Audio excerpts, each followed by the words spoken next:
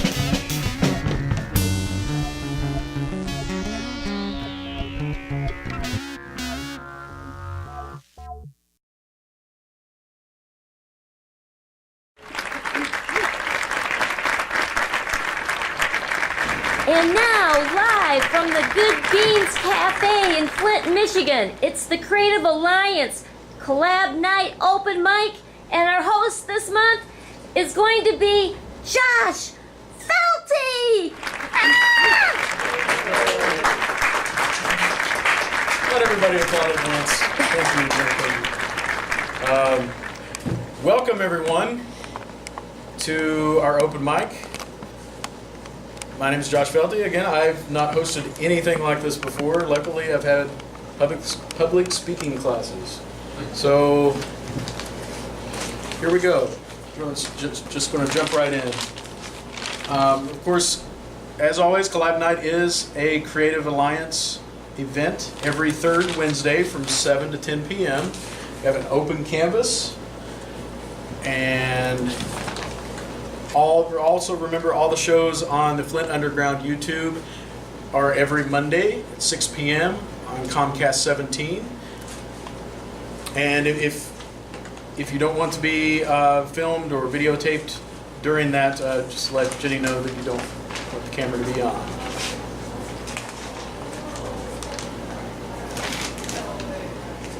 All right. We'll get started. I'll play a little ditty here.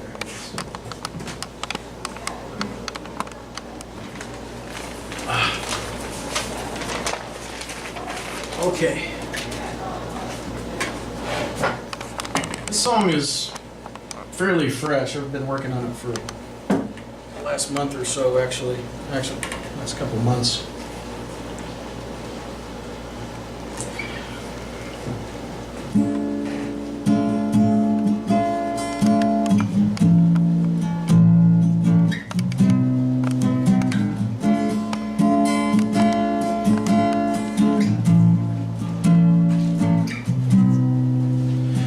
Swimming through the void, a perpetual nightmare.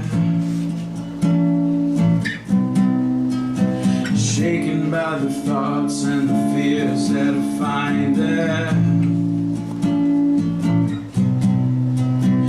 Could have been everything, could have had the perfect dream. Now all that's left behind is a faded memory.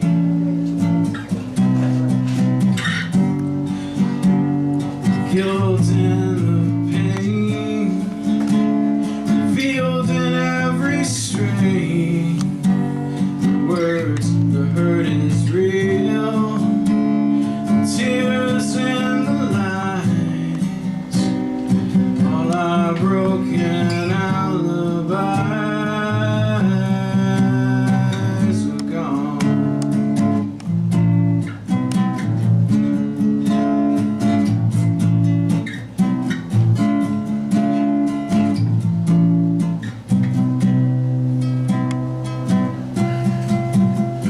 After all the fallout settled, we come back to loss.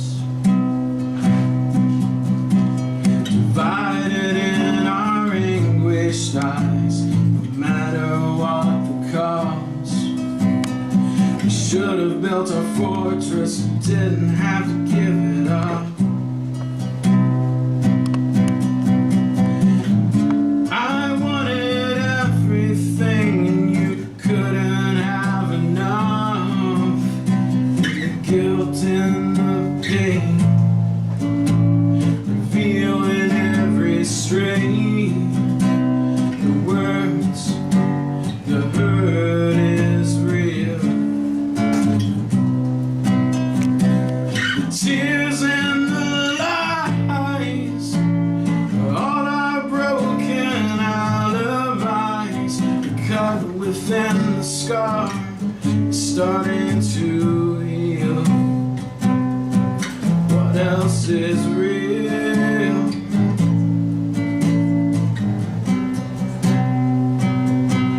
What else is real?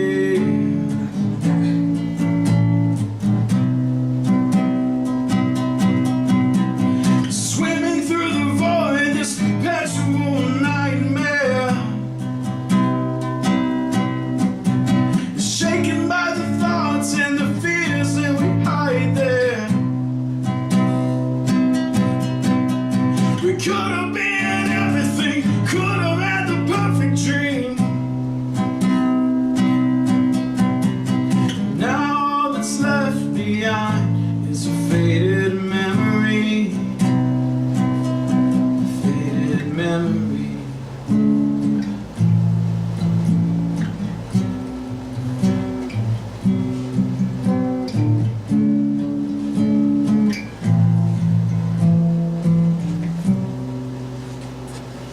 Woo! Thank you. It's a work in progress. Let's see. Couple of rules, just like non-standard rules. Just be sure to give everybody a positive feedback, applause, cheers. Woo-woos. It's definitely not easy to come up in front and do what you do, whether it be poetry or reading a story that you've written or singing a song you've written. It's not easy. Um, but it's part of what we do as creatives. It's very essential, and so it's good to get that feedback and good to get everything out on the stage. Next up, we'll have Mr. Gary Flynn.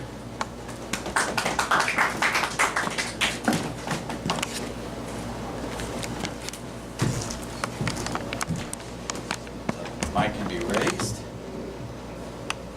Okay, that looks good. Okay, thank you. You probably know that the subject of one of the chapters of my Hidden History of Flint book, which is available almost anywhere locally at the cover price of $21.99. Only $21.99. Yep, $21.99.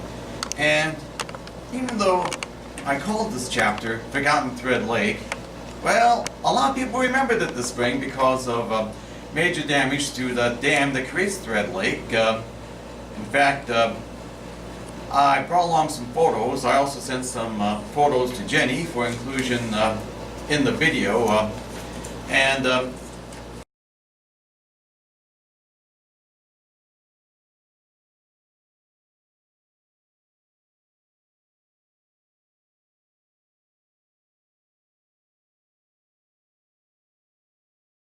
Before coming here, I paid a visit to Thread Lake, which, well, about 10 days ago, after a heavy rainstorm, I went to Thread Lake to see how it was filling up. It was filling up nicely after all that rain, but then they resumed work repairing the dam, and so it was drained again. In fact, it was being drained when I paid a visit, not just to McKinley Park to take a look at the drained lake, but also to the dam itself, which showed when the floodgates opened at the bottom to drain the lake. In fact, the problems with Flint's waterways, including the Thread Lake Dam, was reported on in the May issue of East Village magazine. So if you can seek out a copy of last month's East Village, the piece was written, as I get to the page, by Jeffrey L. Carey Jr. So it's highly recommended reading. Oh, Jeff Carey, we know him. He comes yes. up here all the time and reads. Mm-hmm. So it's nice to give him a shout out. Yeah. And now for the piece which I called, past tense, Forgotten Thread Lake. As soon as I find where it is, here we go.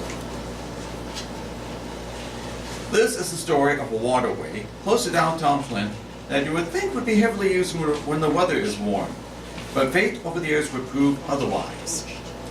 Back in the early 1800s, industry required power from steam, wind, water, or animals. Thread Lake fed Swartz Creek, which fed the Flint River. The first dam on Thread Creek was built to power a sawmill built by Rufus Stevens, but this dam was closer to Grand Blanc than Flint. The current dam, which created Thread Lake, southeast of downtown, was built in the 1880s. It is located at the curve at which Clifford Street becomes Lippincott Boulevard. It was used for both recreation and industry.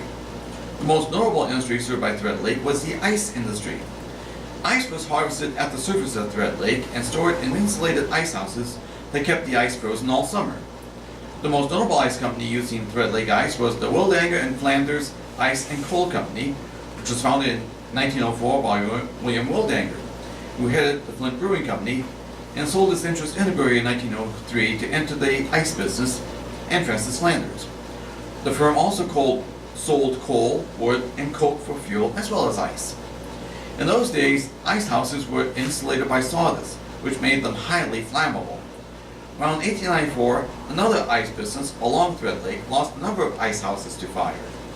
In 1909, the Wildanger and Flanders ice business lost 3 ice houses to fire on the same site. The 1909 fire was blamed on boys smoking or playing with matches. An employee was severely burned trying to sound the fire alarm. New ice houses were quickly built, and it was decided to also build a plant allowing for the manufacturing of ice with refrigeration equipment, negating the need for Thread Lake ice.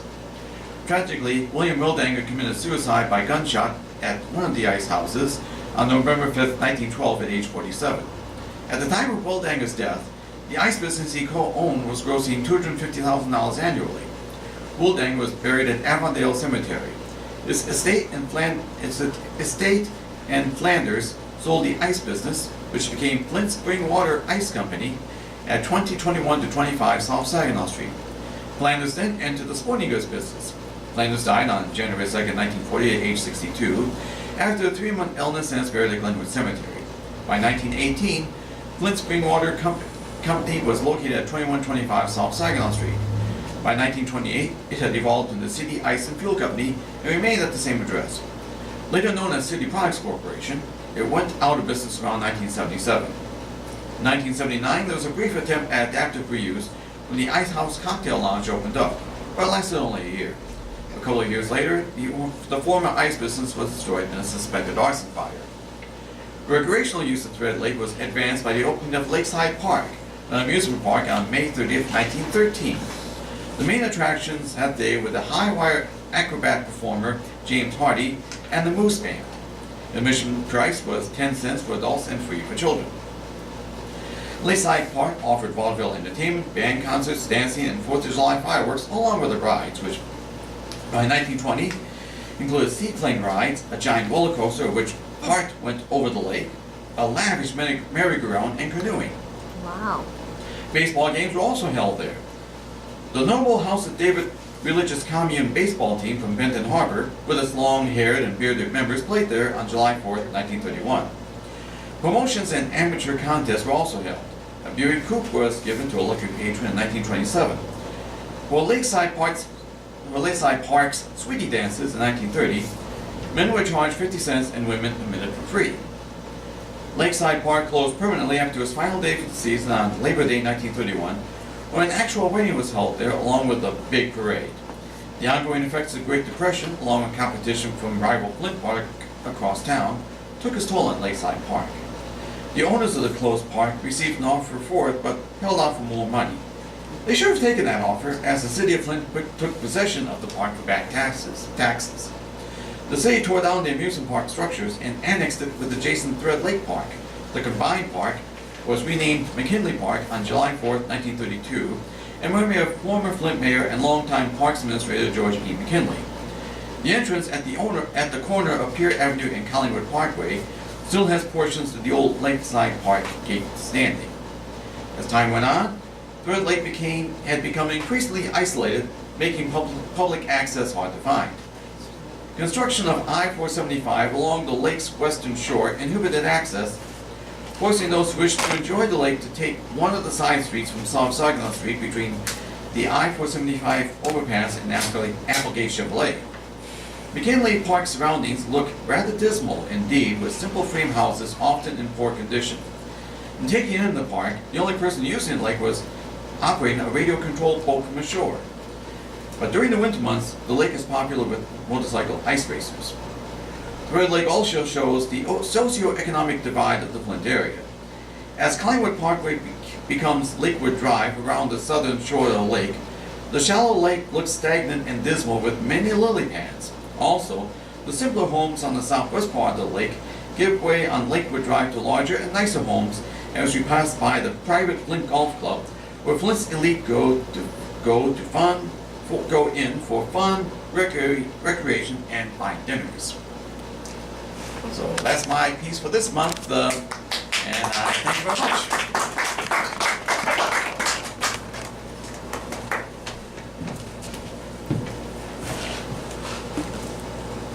Were these passed around? Yeah. Yeah. I think everybody's. Thank you, Gary Flynn. That wonderful piece of Flint history. Yeah, that was interesting. It's very interesting. Next up is Funnyman Mark Taylor, who's actually hosted this event quite many times. Yeah. So put your hands together.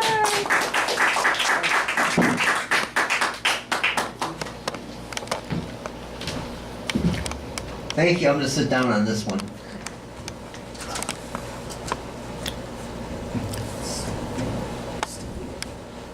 How's everybody doing out there? Great. Yeah. All right. So, I relish the fact that you mustered the strength to catch up with me.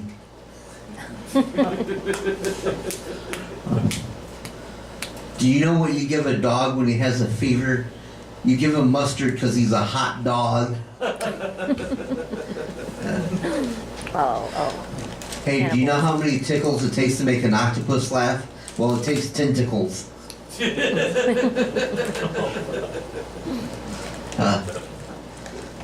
So, I have a friend of mine that works in the car wash business, and he lives in Florida, and he called me the other day and he said, "Hey Mark, I have a good story to tell you." And I said, "What's that?" And he says, "Well, the other day I had a car pull up in my car wash, and I noticed there was a clothes hanger hanging outside of his car. So I walked up to him and I knocked on his window and I said, 'Sir, what kind of wash would you like to have?' And he says, 'Well, I'd like to have me a regular wash, please.' So he says, 'All right.' As he starts, he's knocking on the window again and he says, 'Sir, I don't mean to get in your business or anything, but how come you have a clothes hanger hanging outside of your car?'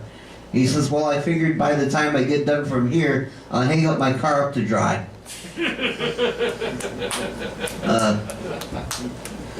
So, yeah, that was a wash up of a joke there. Yeah. I wanted to go to the library, but they were overbooked.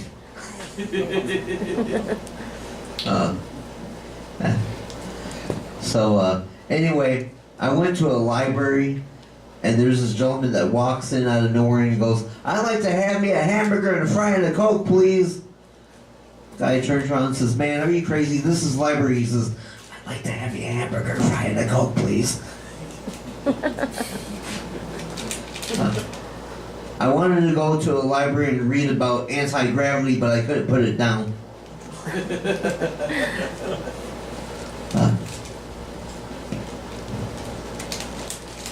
I recently went to a casino with my family, and a casino way out of it. Ba-dum-bum. That help? I walked in there and I saw a Sesame Seed gambling, and boy, was he on a roll. Da-da-dum. Yeah.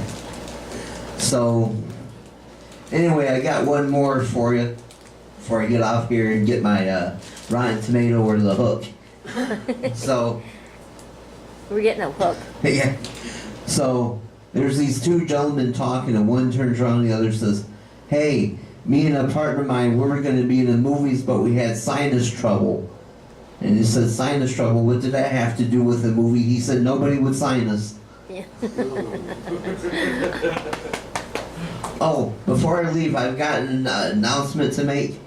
On November the 12th, I am going to be auditioning for America's Got Talent Oh, yeah. coming up. Yeah. Great. Yep. So, thank you very much. Huh, that's great.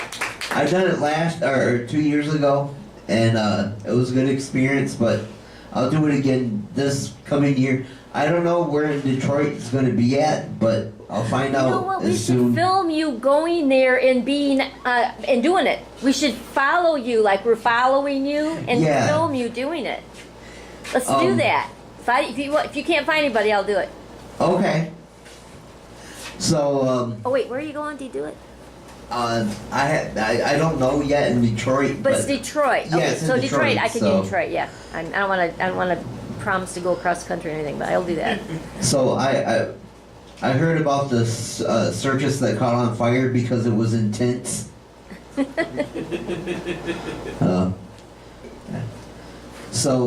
Anyway, I had a clown open a door for me. It was a nice gesture. All right, I got to get off the stage so other people can get up here and do their thing. So thank you very much and have a good night. Thank you. Yeah. Thank you, Funnyman Mark Taylor. No problem. Yay, Mark. Did you see that? If somebody was added, it's right there. Add Holmes. Oh, Wait, don't fall fall and break my neck on I'm the way in here. always I'll be all afraid right. somebody will really break their That's leg. right. I'm clumsy. I'm just Charlie Chaplin of klutz. So just a reminder, anybody has a funny story or a cool anecdote or a song that you'd like to sing, even if you don't have a musical instrument, or if you want to come up and paint on the community painting that we're working on currently, we're free to do that. And to sign up after that. Okay, and this year's Flint Drop Fest is August the 11th. There's going to be a free to all event on that. It's the second Saturday in August, and we celebrate the 7th year of production from 12 noon to 10 p.m. And you'll have pretty much the same vibe and collaboration that you have here tonight.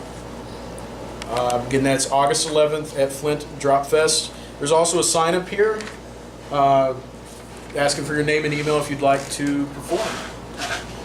So we'll have this up here at the front table. Without further ado, we'll invite to the stage. Actually, my first time here last month. It's the first time hearing you play guitar. He's an excellent musician, excellent instrumentalist. Ed Holmes. Let's give him a hand. Hello. All right. So,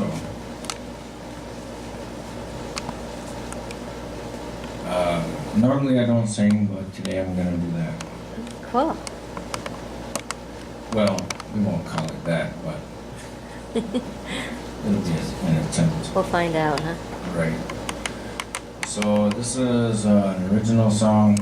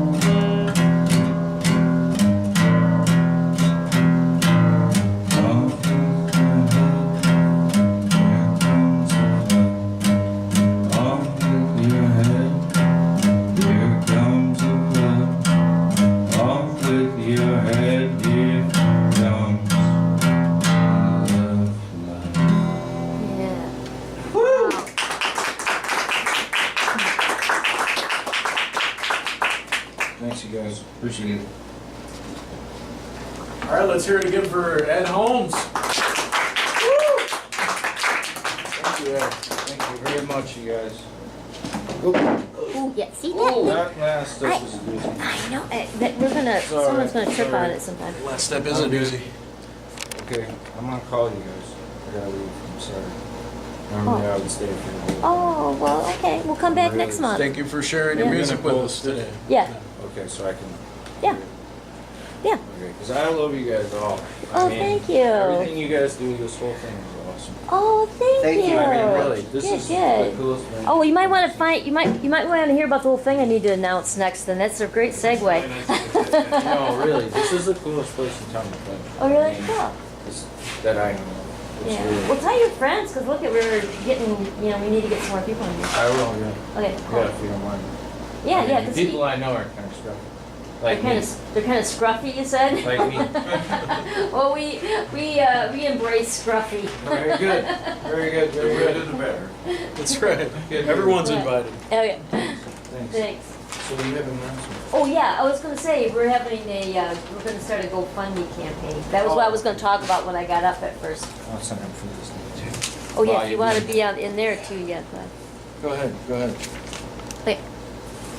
Okay, so next up we have Jennie Moench. She's going to make an announcement, and I think you're going to read a portion of one of your newer written works, right? Yeah, yeah. Excellent.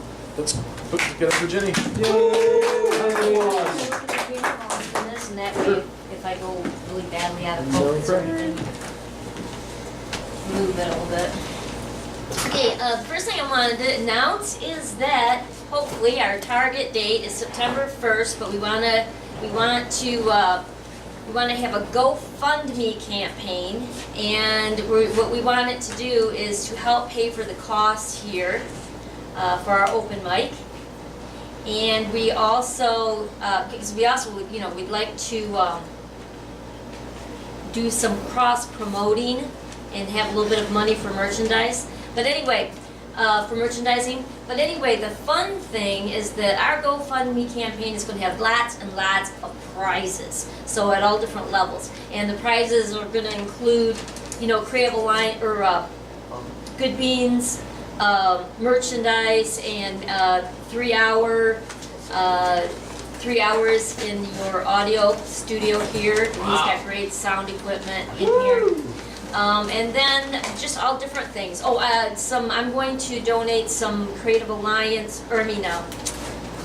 Good Beans bags that have the painting on them. If you ever noticed the green shoes painting that I did, I'm going to give away some merchandise like that too at some levels.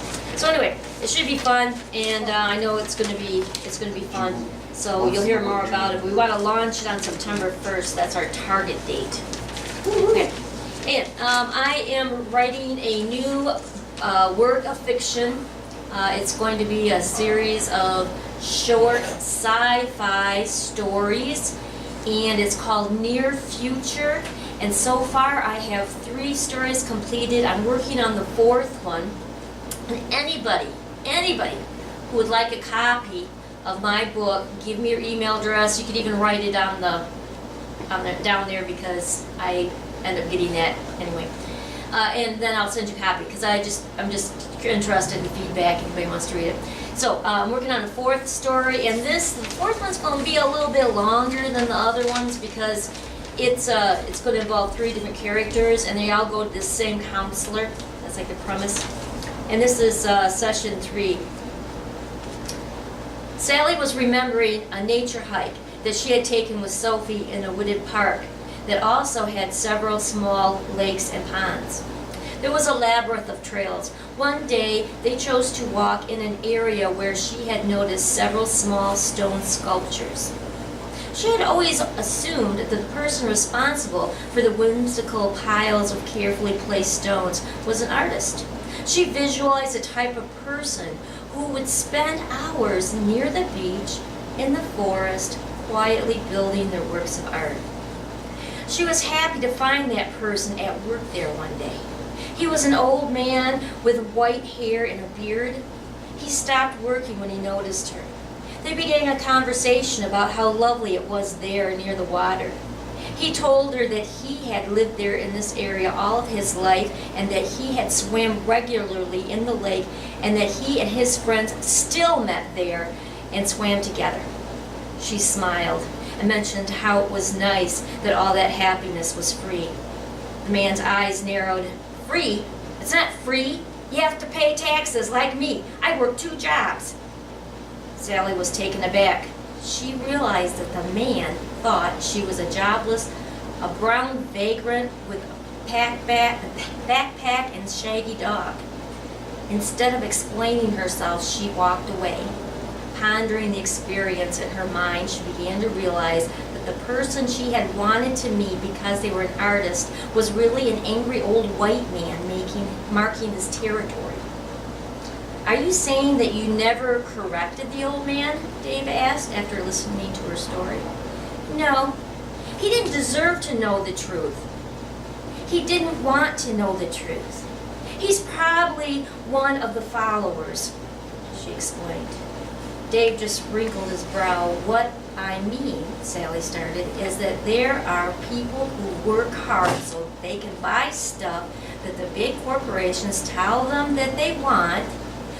Whenever a new gadget comes out, they buy it without considering whether it's worth the time that they spend making the money to pay for it. They work most of their waking hours, their entire life, and then they begin to believe that everyone should be just like them, and they get mad and they lash out at anyone who doesn't follow their work ethic. It's like they want the rest of the world to suffer with them. Who are those who are not followers? Sally sighed.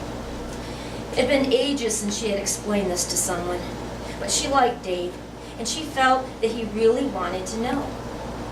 We are the deciders. We are the people who collect the information and make decisions. We are the culture that lives by logic, truth, and compassion. Sally sat back in her chair. Besides, I was pissed, she admitted. He thought that because of the way I looked, that I was one of the replacements. There are still a bunch of old white people who are mad at not being the majority anymore. But you know, as far as the browning of America goes, if you look at the big picture, 200 years ago, white, they were probably a majority. 300 years ago, Native Americans were the majority, and they had been for the previous 20,000 years or more. So in 1,000 years, when people look at that timeline in North America, that little bit that represents white America will be very, very small blip on that timeline. And that's just a fact. She frowned and raised her voice a little. Dave watched with relish. His despondent client was showing emotion. He was sure that this discussion was good for her, so he encouraged her on. What do you think the effects of America not being anymore are? Sally thought for a minute. I look at it this way. Even when there are no blue-eyed, blonde-haired people anymore, there are still genes being swapped. Evolution dictates that we as an organism will take the best of each genome. The product of multiple race children will be a hybrid, taking the better genes with every exchange. The genes from people of Middle Eastern descent who invented mathematics will mix with that of the Roman engineers. They will have superior physiques of the African hunters and the oneness with nature of the Native Americans. What we are doing here in North America is creating the next great civilization of superheroes. Again, if you want a copy of it, I will email it to you. Thank you, Jennie. Thank you. Right. I was going to plug a couple of the other open mics that go on in the area. There's the first Thursday open mic at the Lunch Studio that's still ongoing. I understand the Lunch Studio it's going to be open for how much? Probably till like fall or winter, right? At least. Oh, probably until at least December. Okay, good. So she's no longer, she's Well, Tony stepping Blue's away going to from take it over, so we'll have to talk to Tony Blue. But they have the first Thursday at the Lunch Studio, first Friday at Buckup Gallery. And then we have the And they third have a- Wednesday here. Every Wednesday night from 7 at the same time actually at Tenacity Brewery. They have their own open mic started up again. Totems is what, like the third Friday? Third Friday, but Third Friday, I believe. 2 months running, there wasn't enough people to show up. I Oh. kind of got the impression when I was there Okay. 1 month. That's been a couple months back. There was only a few of us there, and that's Golden. that's right. Golden Leaf, is that every Wednesday as well from like 10-ish? Right. You know, Oh, no, I've never attended.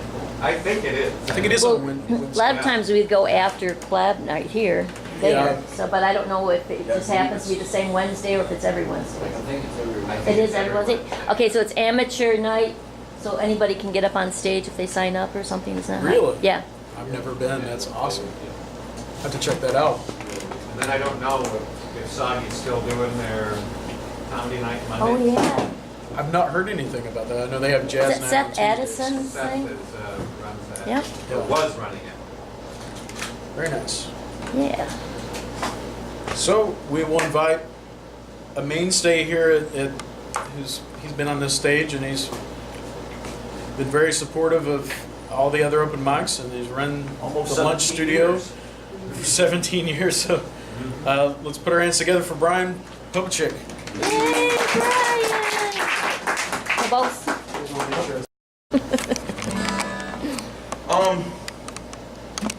So I prepared 4 songs tonight, Oh, good. and they're all covers. So I feel bad because Josh is a songwriter, and I almost this one I could perform standing up maybe. What do you want to do?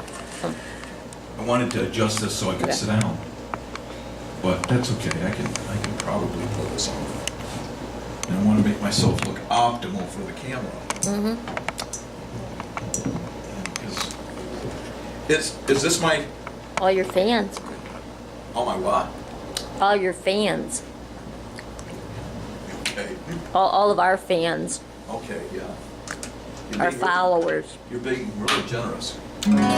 So anyway, my theme tonight is going to be outsiders, okay? People who are perceived as outsiders. And this first song is kind of, I don't do a lot of topical songs. In fact, I generally try to avoid them, but this is somewhat topical, actually very topical. And this song came out about 39 years ago about an incident that occurred 40 years ago. And unfortunately continues to occur even into the modern day. This is a huge international hit, but not so much here in the States, though the incident it refers to took place in the States, I believe in the San Diego area, where a little girl took a gun and shot up the playground. And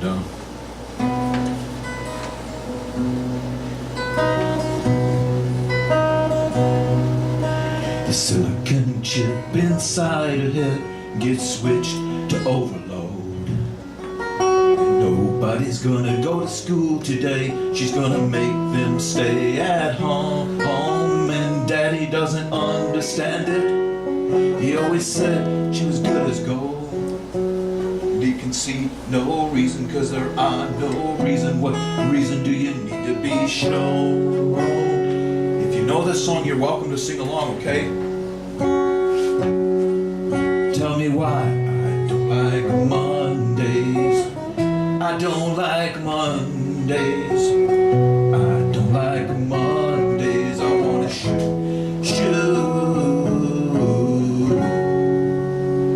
the whole day down. The telex machine is kept so clean and it types to a waiting world. Mother feels so shocked, Papa's world is rocked, and the thoughts turn to their own little girl. Sweet 16 ain't that peachy keen, and it ain't so neat to admit defeat. You can see no reason, cause there are no reason. What reason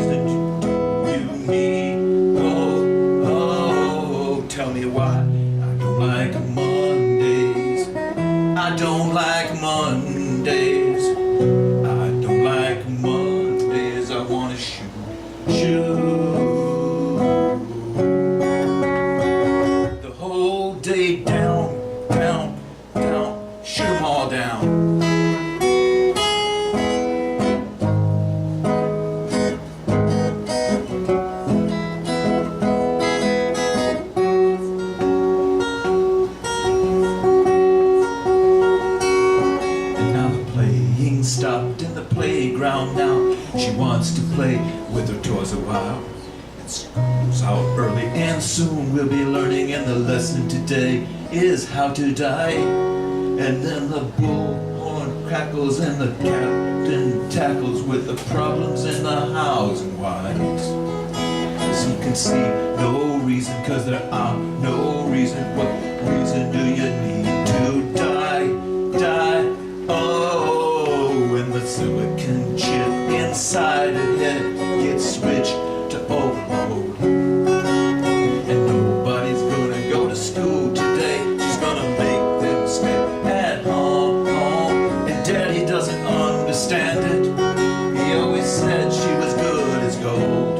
And you can see no reason, cause there are no reason. What reason do you need to be shown? Tell me why I don't like Mondays. I don't like Mondays. I don't like Mondays. I don't like Mondays. I don't like Mondays. I don't like Mondays. I wanna shoot.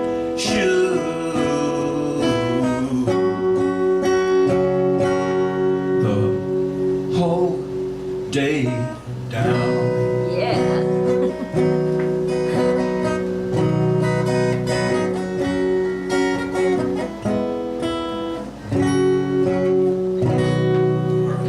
Alright. That's from the Boomtown Rats. Very good, yeah. Bob Geldof, Yeah. that was, I got airplay when I was in 10th grade. 10th grade, years ago, years ago. Many years. So, addressing outsiders. About 10 years ago, I was attending an open mic in Fenton area that was hosted by my friend Kevin Tyler. And we were talking about songwriters, and kind of outsider songwriters, and songwriters who have very high reputations, but aren't necessarily commercially successful, but of whom a lot of people cover, such as Leonard Cohen or Tom Waits or, these type of songwriters. And I pointed out to him, I said, you know what? I've been doing open mics for quite a few years, and I have never, ever heard someone do this particular songwriter's, anything by this songwriter. And he said, what songwriter are you talking about? And I told him. I said, well, I do one of his songs. So he got up and he did one of his songs. That's 10 years ago. And I've not heard another person do any of his songs since. So I'm gonna attempt it at least. This is the one I'm least prepared for. But this is Randy Newman's song. And I've never heard anyone do Randy Newman's other than my friend.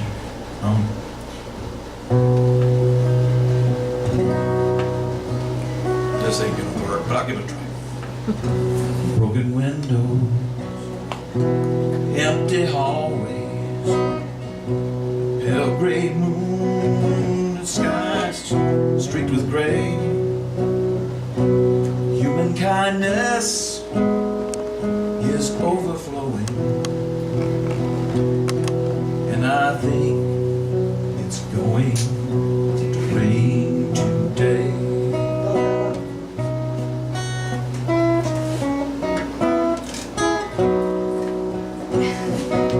Scarecrows dressed in the latest styles, with frozen smiles to chase love away. Human kindness is overflowing, and I think it's going to rain today.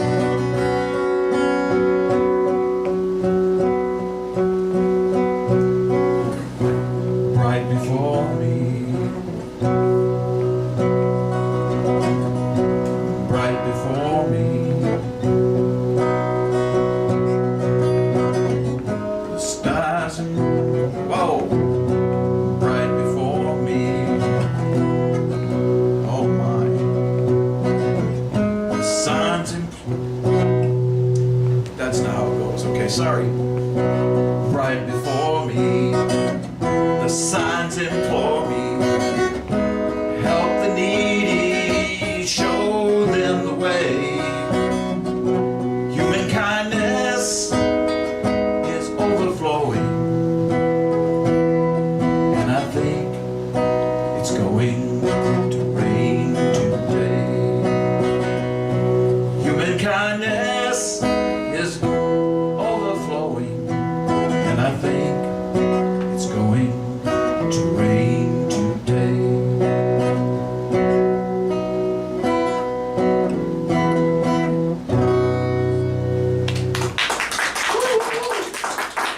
So I apologize for the really slow beginning and then that stuff where I didn't quite transition into the last verse, but thank you for listening to that. Okay. So it kind of like as outsiders, I kind of think that that song, he wrote that song in I think the late 60s, and I think it was an answer to the hippies, and it was kind of more of a, I don't know, he kind of found a ground there with that song that was not overly optimistic, but he kind of ended it, wrapped it up and ended it where, in spite of the darkness of the song, he kind of, injected something that's somewhat hopeful, which is, at that time, there wasn't a lot of songs quite like that. Okay. Boy, am I eating up a lot of time. Sorry.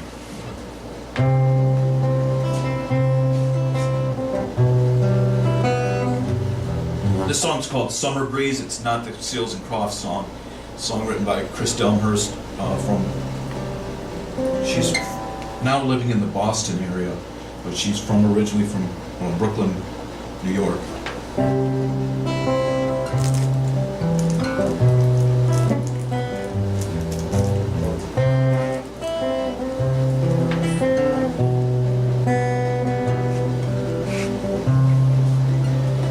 Once you get bitten, you get a little bit shy. Start looking around for any place you can hide.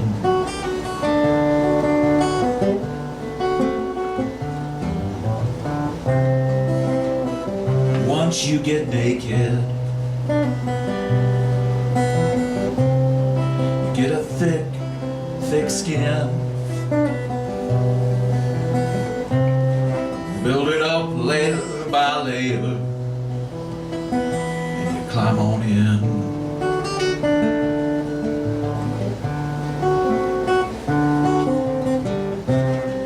And you're wrapped up oh so tightly, I believe you cannot feel a thing. No sting of snowflake, no kiss of angel wing.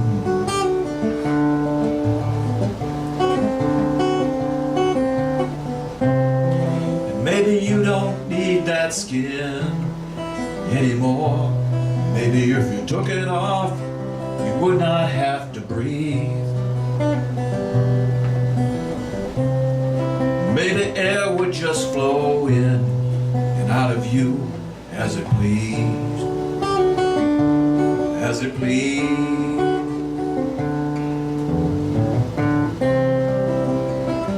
Look at all the heaviness and the weight in this world. Put an old lady backbone and a little baby girl.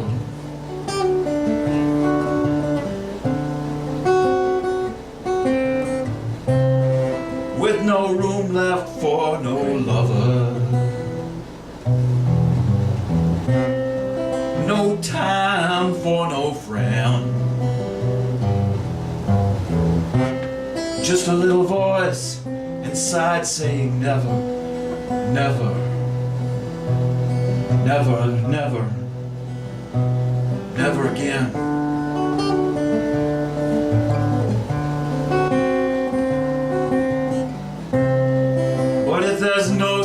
thing is safety. If there are no guarantees, maybe the coast is just as clear as it's ever gonna be.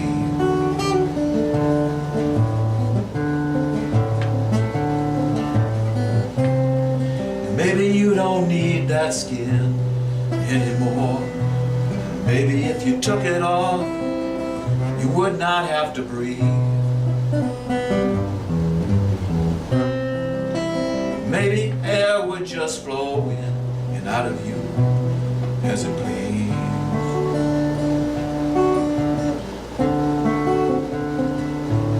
Like a summer breeze. Don't you want to feel the breeze?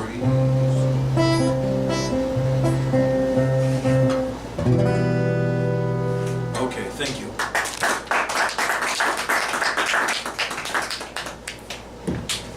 Thank you for sharing your music with us, Brian. Yep. Well, thank you for the opportunity, and enjoy everybody who's been up here so far. And look forward to everyone who's going to be up here in the next few minutes. Let's hear it again for Brian.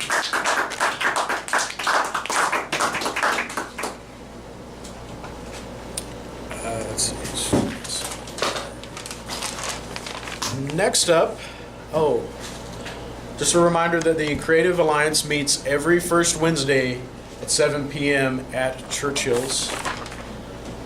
And if you want to host this event, just contact Jennie over here behind the camera. Are you going to share with us the last minute switch of, was it just somebody bowed out at the last minute, Jennie? Yeah, Kat, she couldn't do it at the last minute. And so Josh stepped in. Yeah. All right, now we're going to invite to the stage, I don't know if she's been here before or not, Jennessa Green, I'm sorry. Jennessa Green, let's hear it for her.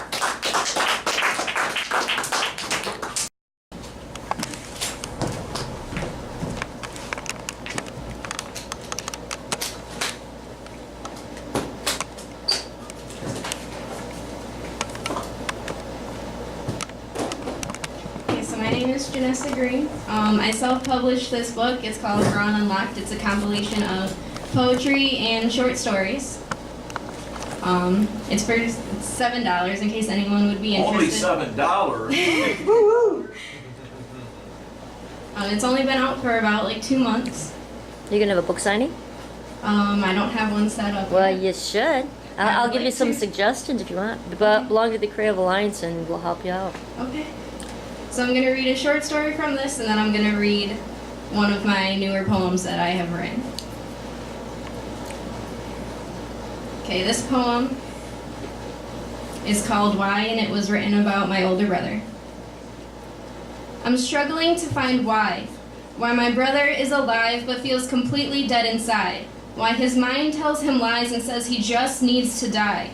Why we sit on the phone as he cries because he no longer wants to try or see the disappointment in our parents' eyes, as his every decision has been criticized and he's sick of feeling patronized by people who lived in a different time, by people who aren't at war with their minds. He uses alcohol as a way to get by, and the weed is just his disguise, attempting to mask the pain behind. But his will to live is impossible to find, digging himself a grave out of which he can no longer climb, because my brother is alive but feels completely dead inside.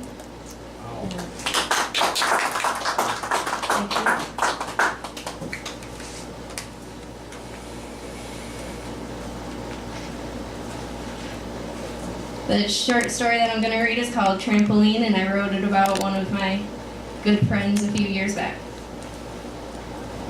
It's funny, all the things I no longer noticed when I let myself relax and have a good time. Like the once overwhelming stench of dog shit in the backyard, or the fact I had to end things with my boyfriend even though I wasn't ready just quite yet. Everything that had been at the forefront of my mind just dissolved as I climbed onto the trampoline with him.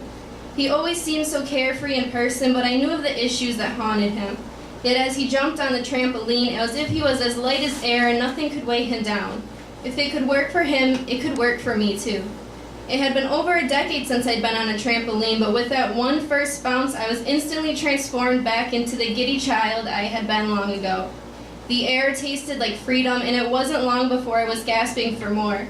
Even though gravity inevitably dragged my body back down, my spirit was soaring high, and I was willing to try anything that day. That feeling didn't fade either as the jumping stopped. We sat on that black trampoline, soaking up the sun and engaging in the first real conversation we'd had face-to-face since December. He had been my best friend for years, and as we sat there enjoying each other's company more than anything else we did that day, I remembered why. I remembered why I looked forward to 6-hour everyday freshman year. I remembered why every time the seat changed, I prayed that we'd be seated next to each other. I remembered why I always wanted to be partnered with him in French class, even though that meant carrying the majority of the workload on my back. I remembered why I was so disappointed when I found out we didn't have any classes together sophomore year, but so extremely excited that I had sea lunch with him, even though it meant I'd have to wait an extra hour before being able to eat. I remembered why he was the one I confided in when I was worried I was pregnant and the one I went to when I found out I was. I remembered why I just enjoyed being around him so much. Not only could he keep me smiling, but he never judged me. He treated me the exact same way as he always had, and even though I had given him nothing except my friendship all these years, he appreciated just having that much. Of course, he had his flaws, we all do, but deep down, he really had a kind heart that most people didn't look close enough to see. I was so content just hanging out with him that I didn't care about the bad sunburn I was undeniably going to get. The change of scenery was revitalizing and exactly what I needed in that moment.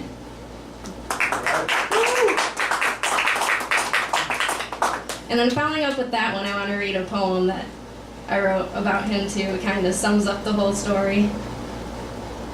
This is called Love Trumps All. You keep leaving left and right, saying it's goodbye whenever we fight.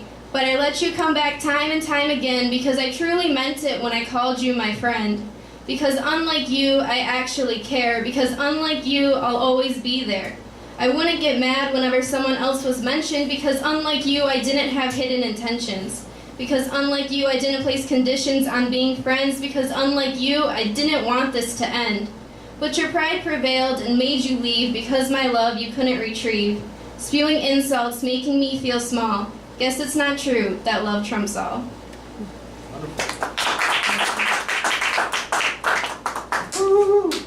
Thank you, Jennessa. Again, a prime example of being able to come up here and share poetry and prose. Have you performed at any of the other open mics? I performed at Totem. That was my first one, and then I've been to the Lunch Studio. Very cool. Yeah, there's where you should have your book signing total. Yeah, I was trying to get that set Absolutely. up, but I haven't heard anything back. I know also there's Chris Ringler holds a what's called a punk rock rummage sale from time to time, and sometimes I know they have one. The last one at the Lunch Studio actually, wasn't it? Like back in January or February. I try to get everybody to send me their stuff so that if you keep an eye on the Creative Alliance, the Greater Flint Creative Alliance Facebook page, I try to post everything on there, like any opportunity for any kind of artist. That's right.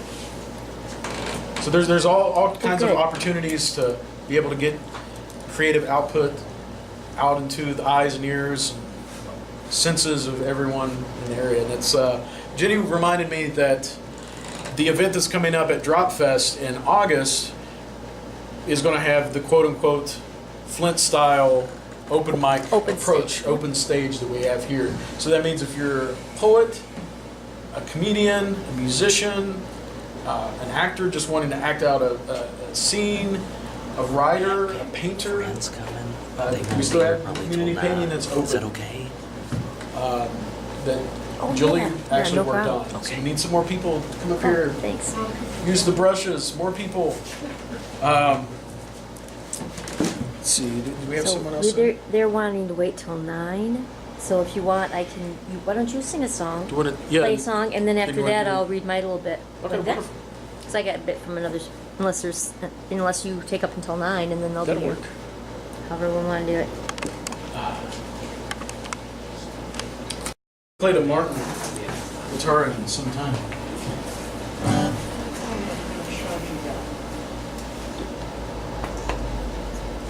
Thank you, Brian, for allowing me to use this. I gotta get mine prepared.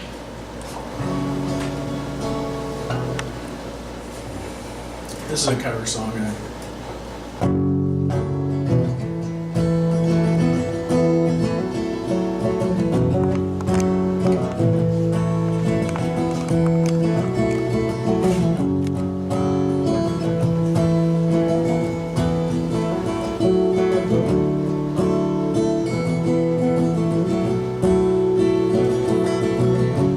Today was gonna be the day that we're gonna throw it back to you. By now you should have somehow realized what you gotta do. And I don't believe that anybody feels the way I do about you now.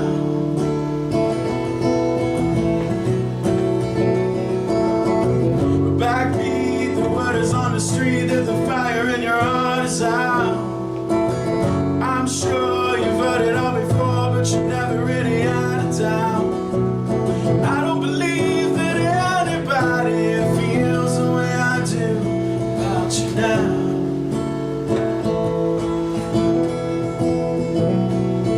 And all the roads we had to walk were winding, and all the lights that light the way you're blinding. There are many things that I would like to say to you, but I don't know how.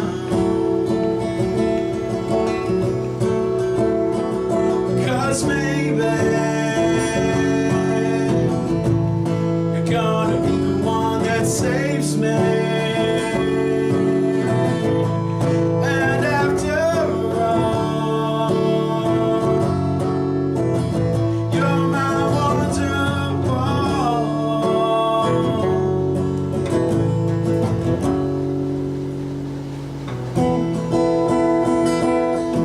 today was gonna be the day when they're gonna throw it back to you. By now you should have somehow realized what you're not to do. And I don't believe that anybody feels the way I do about you now.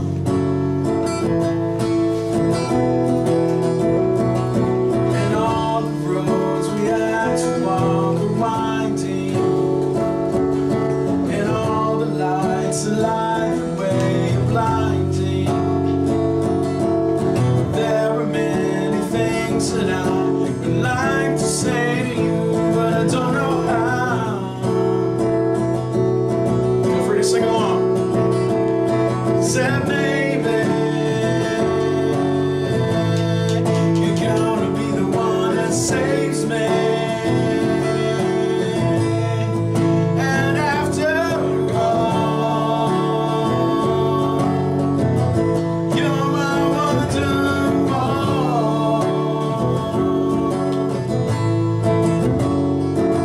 Said maybe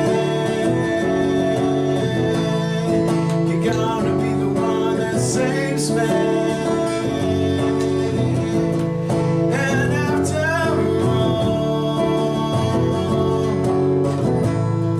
you're my wonderwall.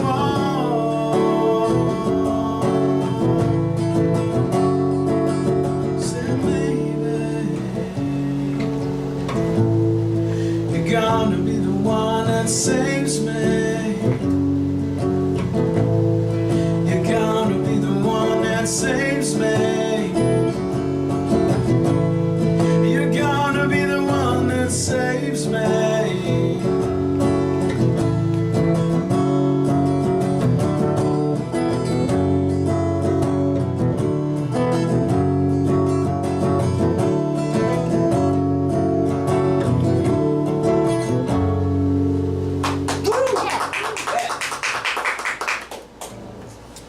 Thank you. Did you want to get up? Did you want me to play another? Oh, if you want, why don't you play another one? Because I mean, I won't be up there for half an hour, I know that. You haven't played your 3 songs anyway, that was only one, right? Yeah, You got 3 of them? maybe. Cool. Let's see.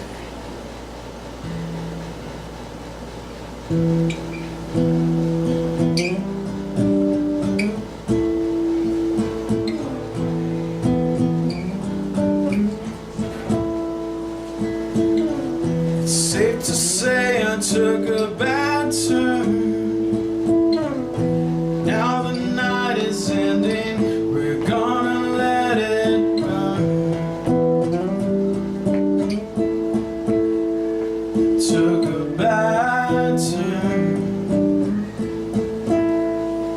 We ride out among the sunset of this broken regime. We ride all night to an open dream.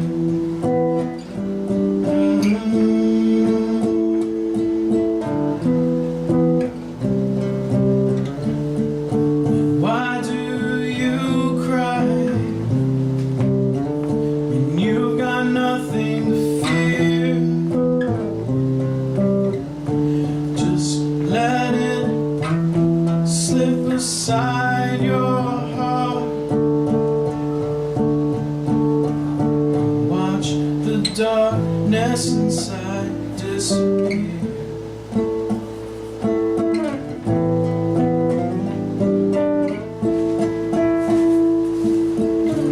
It's safe to say I've lost my way. It's safe to say I'm broken. Never doubt my intention.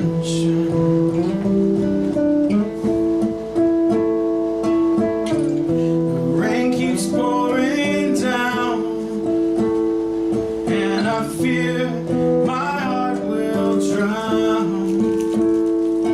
It's safe to say, honorable mention.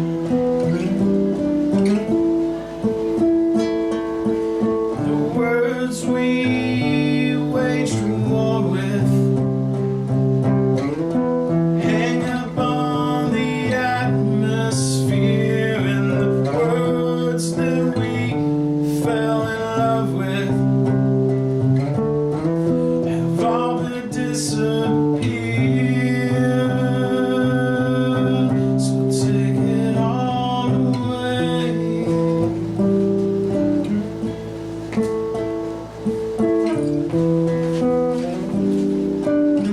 Just take it all away.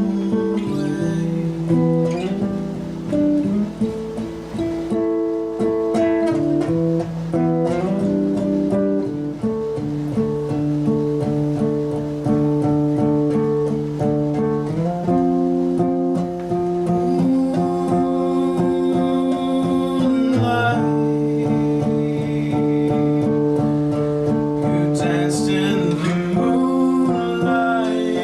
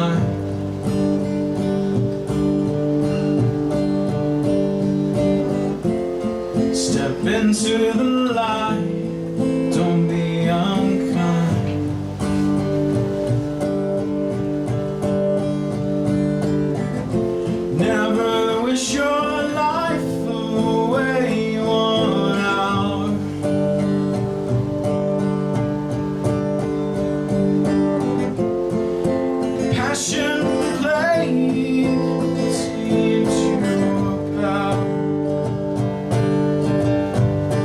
I can't hear their voices sing sweet melody.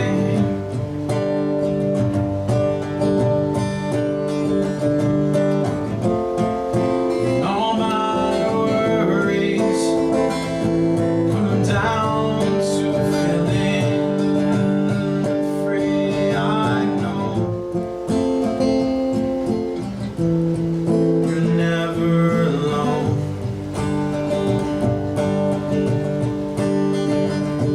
Please know, my son, you're never alone.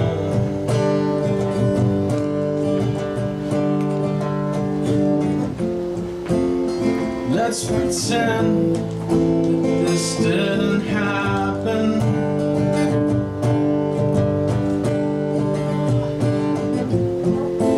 Let's not kid ourselves.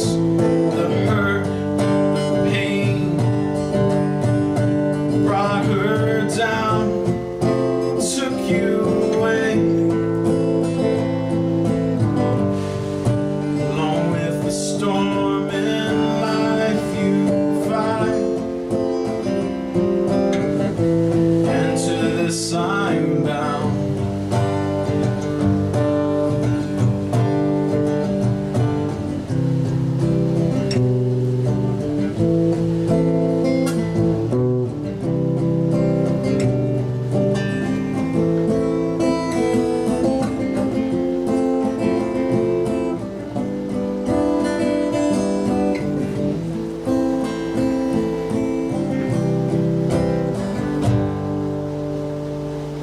Oh, please dream under the same moon.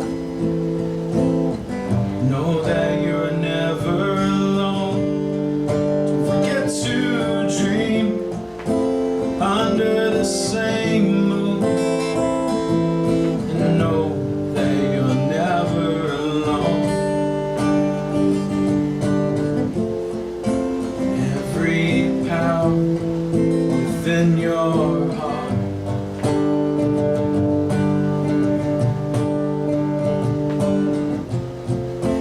every hour we are apart.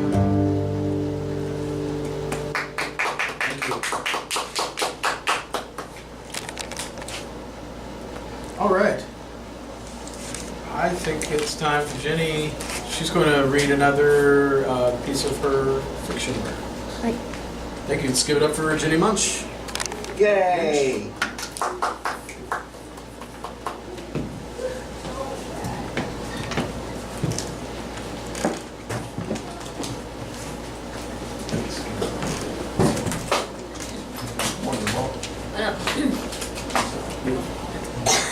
Sorry.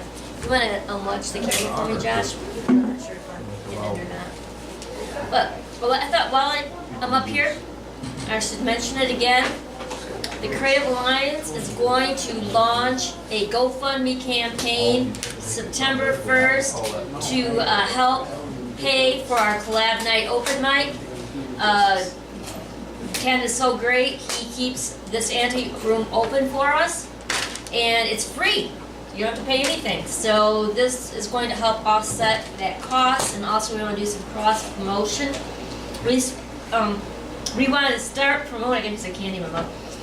We want to start promoting the open mic as the Flint style open stage, and that also includes Brian's, which is every Thursday, right at the First Thursday. or first Thursday. Sorry, the first Thursday at the lunch studio. That's like a Flint style open stage. Wouldn't you say? Same thing.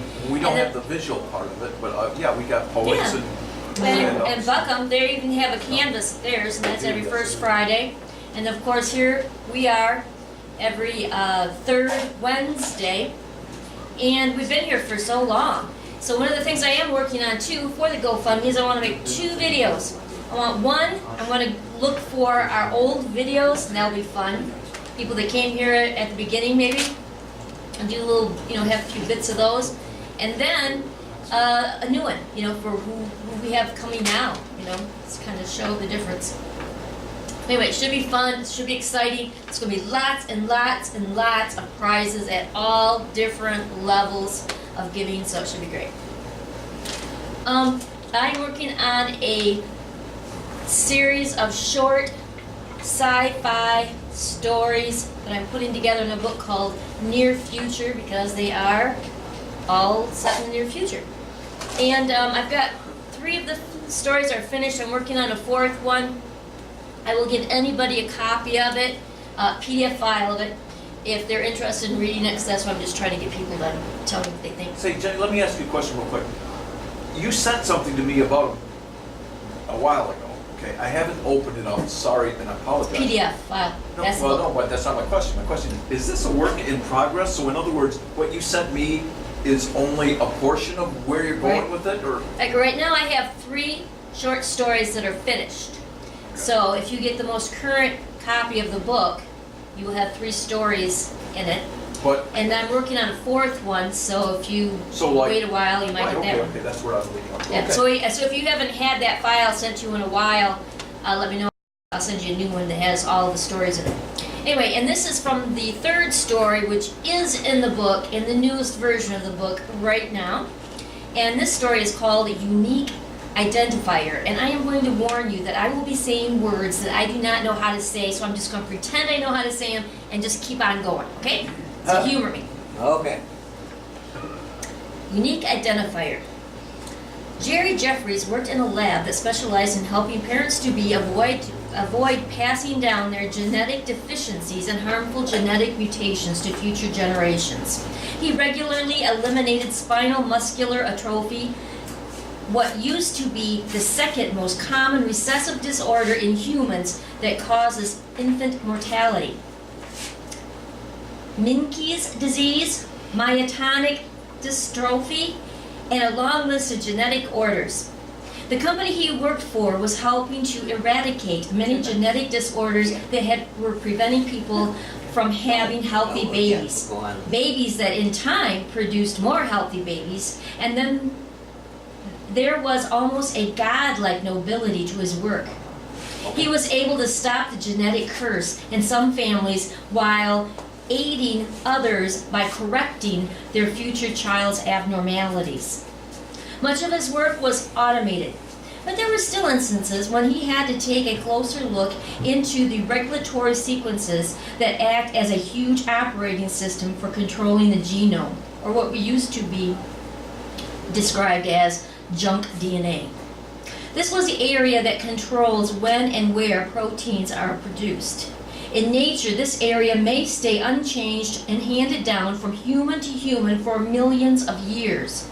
But now, JJ had the technology to make modifications that would in turn be handed down for the next million years. Yes, now we have become most proficient at playing God. But today was destined to be a life-altering day for the scientists, because today JJ found something new, something hidden. In fact, it was a message. A string of proteins whose only function appeared to be representational, like a number. Something he would soon find out was a unique identifier. Woo! All And right. again, if you want to read that story and all the others I have so far, you can all address. You know what that brought to mind? Yeah. You're reading up there is Together for Mark Taylor. Yay, Mark!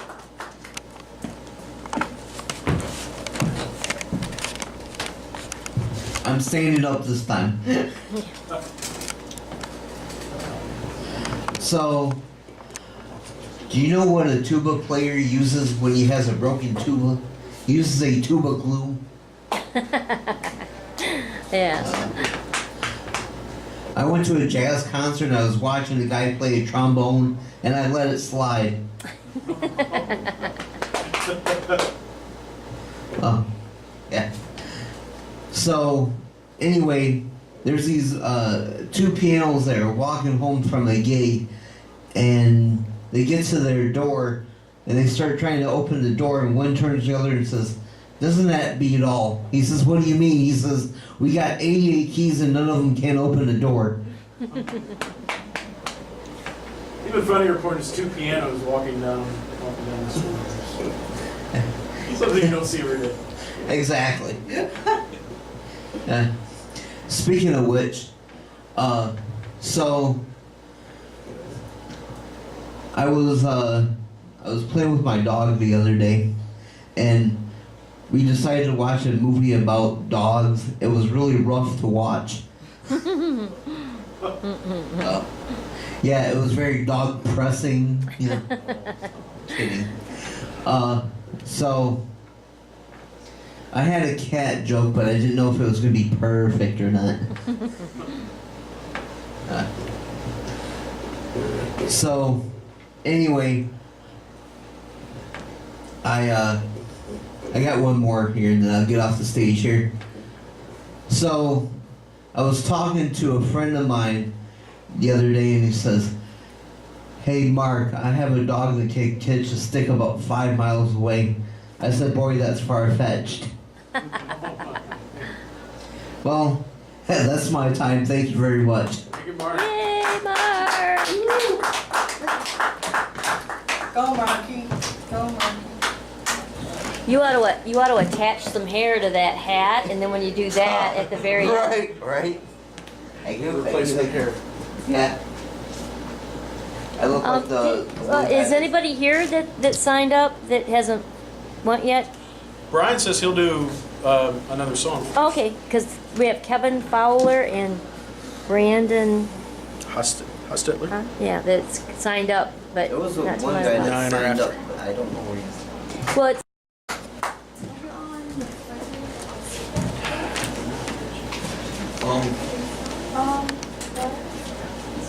Well, my first three songs I didn't write at all. Those were written by Bob Geldof, Randy Newman, and Chris Delmhurst. So I thought I'd do, since Josh is doing a great job hosting, and he's a considerable songwriter himself, I thank you for the opportunity for me to do a song.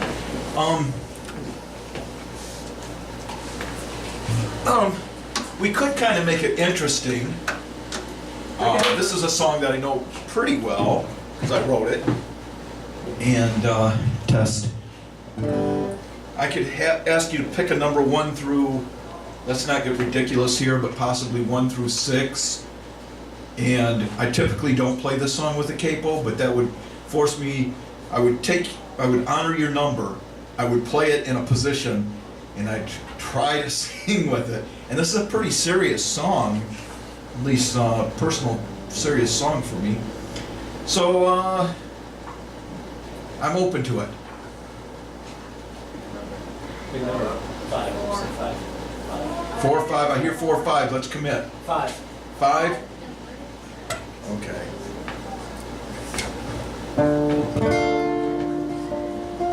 This song's called Torn Jacket, and I wrote it when I was 24 years old. And it reminds me of some of the stuff that I heard earlier from the songwriters. Just trying to figure out life. And so I've been, pretty much my entire life, I've been an introvert, and it's an effort of me to try to project myself outward into a social set of circumstances. And now I wrote this 30 years ago, and looking back, there's an element of it that almost makes me cringe a little bit, because it almost comes off as just a touch creepy, but I'm going to sing it anyway, and it's called Torn Jacket.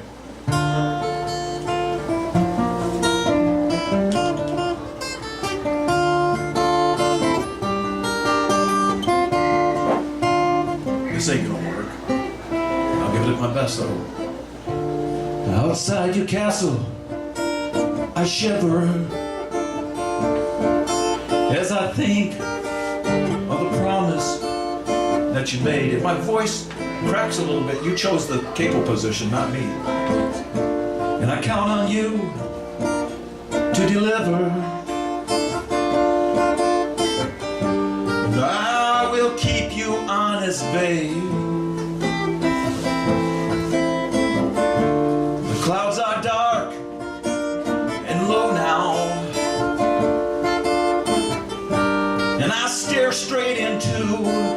street lamp.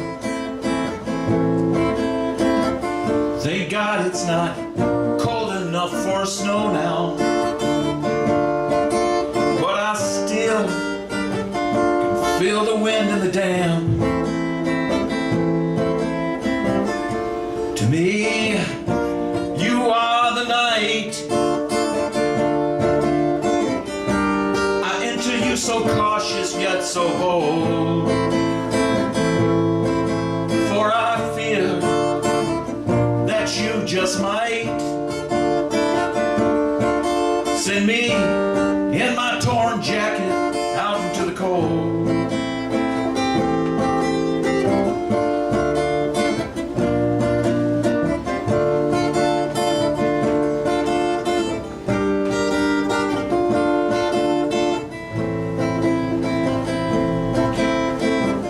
Pedestrians pass me by with indifference, while local traffic harass me with their horns. But like the marathon runner, I'm trained to go the distance. And I've worked down broken glass and trails of thorns. And yeah, my torn jacket could sure use mending. I'm feeling confused, though not quite annoyed, while inside I hear you softly breathing. I still don't know what it is you're trying to avoid. To me, you are the night. You so cautious yet so bold, for I fear that you just might send me in my torn jacket out to the cold.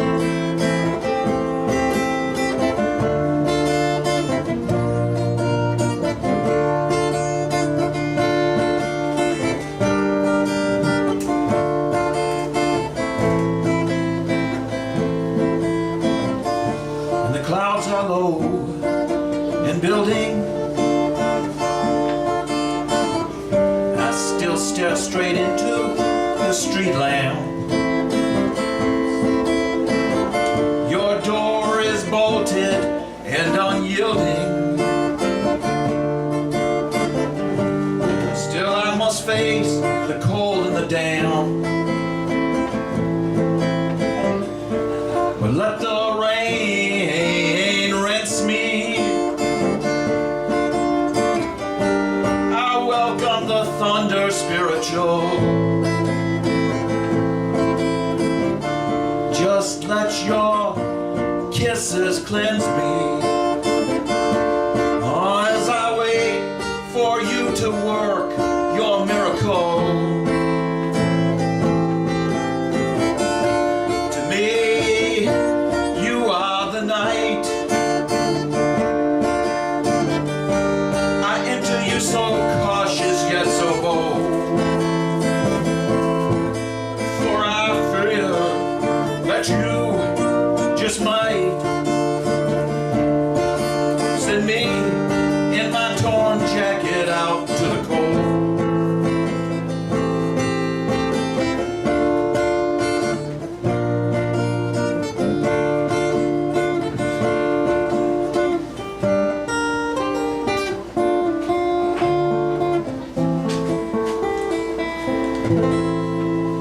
Thank you.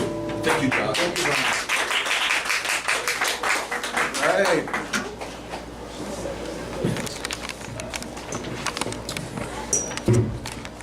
Watch me knock over that. Careful. Thank you, Brian, for sharing that song with us. How old did you say that song was again? 30. Oh my. Wonderful.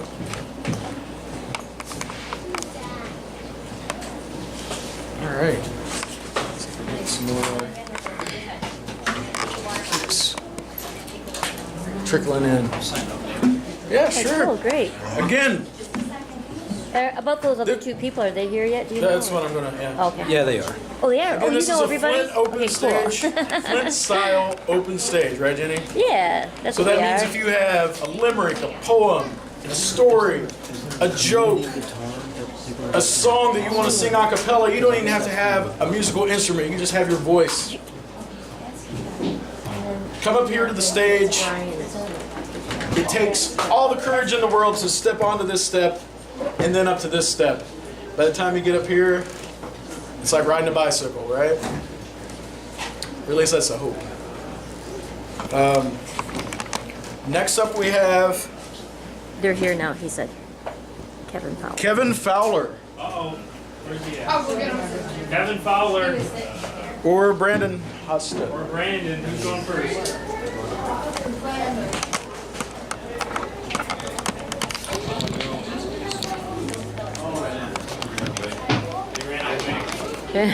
Both of them? Both of them ran away. Okay, well, Bud, he is here. I see. Just get him to make a drink real quick. Just get him to make a drink real quick. What about Bud? If I can get a guitar. Ladies and gentlemen, put your hands together for Bud. You'll not right. Round of applause. And Brian's guitar.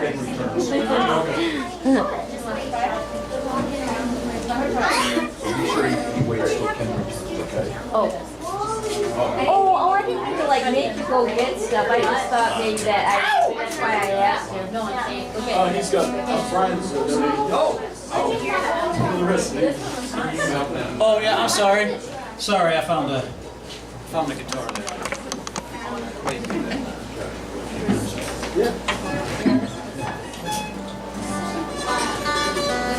One of our regulars donated some musical instruments, so that's why I sent you to him, because I didn't know what he had. Kind of jockey for a better position.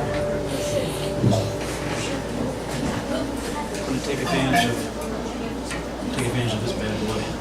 Okay. This is my first time ever at the Good Beans, so Yeah. this is exciting. Welcome. Yeah. Come and hang out at Good Beans, Yeah. and I got a guitar case. Somebody gives me their guitar. All right. I don't know. I haven't done this song in a long time, so bear with me. It's been a little bit.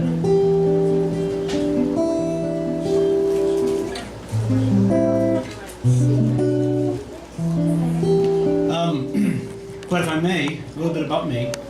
This song that I want to share with you tonight is a song that's very special to me. It's a song that was playing on the radio when my wife and we are celebrating pretty soon, be 8 years. And we just found out that she's pregnant with our third kid, which is cool. Yeah. Hey, there's the claps. Thanks. I wasn't waiting on it. But yeah, this song was playing when we embraced in our first kiss, for like ever. The first time we ever kissed. This song was on the radio, and it's a very special, romantic song. I hope you like it.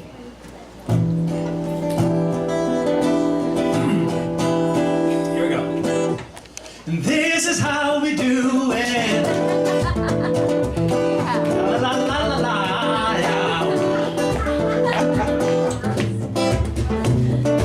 This is how we do it. It's Friday night and I feel alright. The party's here on the west side, so I reach for my 40 and I turn it up. The designated driver take the keys to my truck. Hit the show cause I'm faded. Money's in the streets saying money, oh we made it. It feels so good in my hood tonight. The summertime skirts and the guys in Kanai. All the gangbangers forgot about the drive-by. You gotta get your groove on before you go get paid. So tip off your cup and put your hands up and let me hear the party say, I'm kinda buzzed, it's all because this is how we do it. South Central does it like nobody does. This is how we do it. All my neighbors, you got much flavor. This is how we do it. Never come back on an old school track. Check it out, once upon a time in '94, Montel made no money in life. sure was so. And all they said was 6'8" he stood. And people thought the music that he made was good. The little DJ and Paul was his name. They come up with some money, this is what he said. You and OG are gonna make some cash. Sell a million records and you're making the dash. Oh, I'm buzzing because money does it like nobody does. Why me, ecstasy? Made up coming from the west side. He's got flavor. Money does it like nobody does. Why me, ecstasy? Yeah, bud. Straight up coming from the west side. Hey, I give him that shirt. Yeah. Yes, you can verse. Give another one. That was totally unexpected. Bud. Yeah. So good. Cool. Oh boy. 1990. Here we go. Here's one. Slow it down a little bit. I pulled a muscle right down here. Is that the glutes? The glutes? Sciatic. Yeah. Because that just, it's awful. They're so good.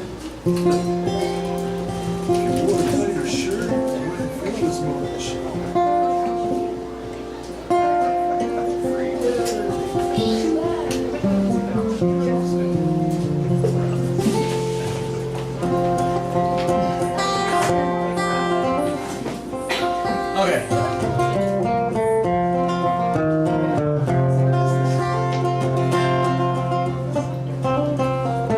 This isn't my guitar, it's weird. Here we go.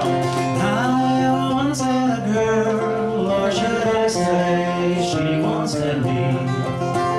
She showed me her room, isn't it good, Norwegian wood.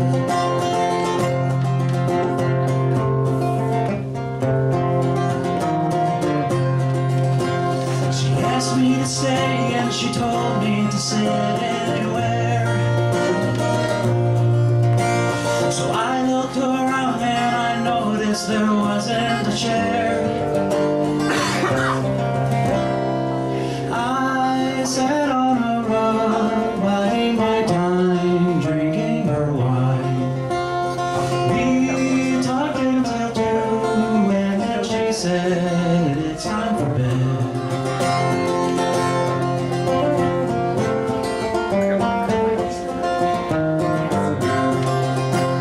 She told me she worked in the morning and started to laugh. I told her I didn't and crawled off to sleep in the bath. And when I awoke, I was alone, desperate I thought. So I lit a fire, isn't it good, Norwegian wood. That's Norwegian Wood by the Beatles. Sad state of affairs at that one. John Lennon, that was a song that he wrote to let his wife know that, hey, I cheated on you.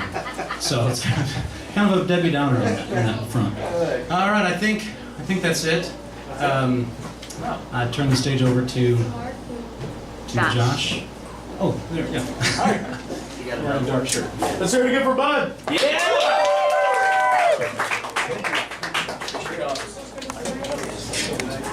Good job, bud. Hey, you too, Kevin. Let's see, is it Kevin? Kevin Fowler? Yeah. Is he present? And accounted for it? Oh, actually, it's Branden. Branden, Michael? Yeah, I think Branden. They do call it. They did. Okay, I'll go. Or you want me to go? Oh my God. Hey, don't forget your headshot. I think there is a guitar Yeah, I'll take that. stand too. Oh, cool. Do me a favor. Is it Josh? Yeah. Cool. These right here? Hey, are those Johnny Madden's? Branden, right? Yep. Let's hear it again for Branden. Yeah, Branden! Actually, I don't need this. Is there a guitar stand? Or you can sit on the table, too. I don't know how you. Or just set it on the table. All right. I will set it just like that. I'm gonna do that. All right. For Bud. Yeah. For Bud. So, I guess we had some songs. I see my man singing over here earlier. I liked it. That was good. Bud was singing. Is the camera on? I'm not recording yet. Not yet. Is it a picture? I'm just waiting for you. Tell me when you took the picture. I took the picture. I took that. Oh, okay. I'm gonna do some comedy. I'm gonna do some bucket list stuff here. A little bit of stand-up comedy because I'm standing up. So, I heard that it's primarily kind of a poetry night, a singing songs of her type thing, like this young man did earlier, Bud. I'm just not that deep. I'm not that deep to write something heartfelt out. So I'm gonna do comedy instead. Cool. I'm a little deep. I have a son. I have a 10-year-old son, and I love my son.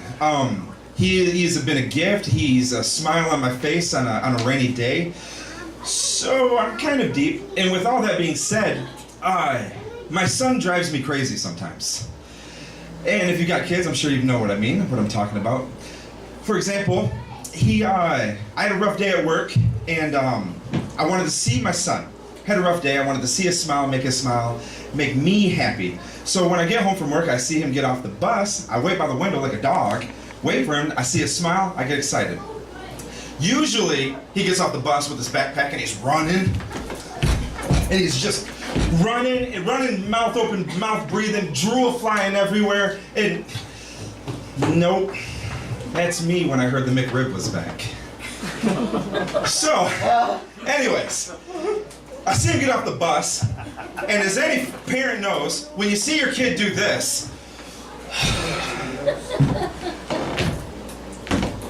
I instantly knew something was up.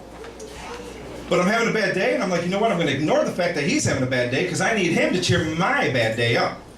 So I hear him get into the house, and he starts making noise equivalent to what I'm assuming a Tyrannosaurus Rex would sound, trying to take off some shoes with his little hands. Just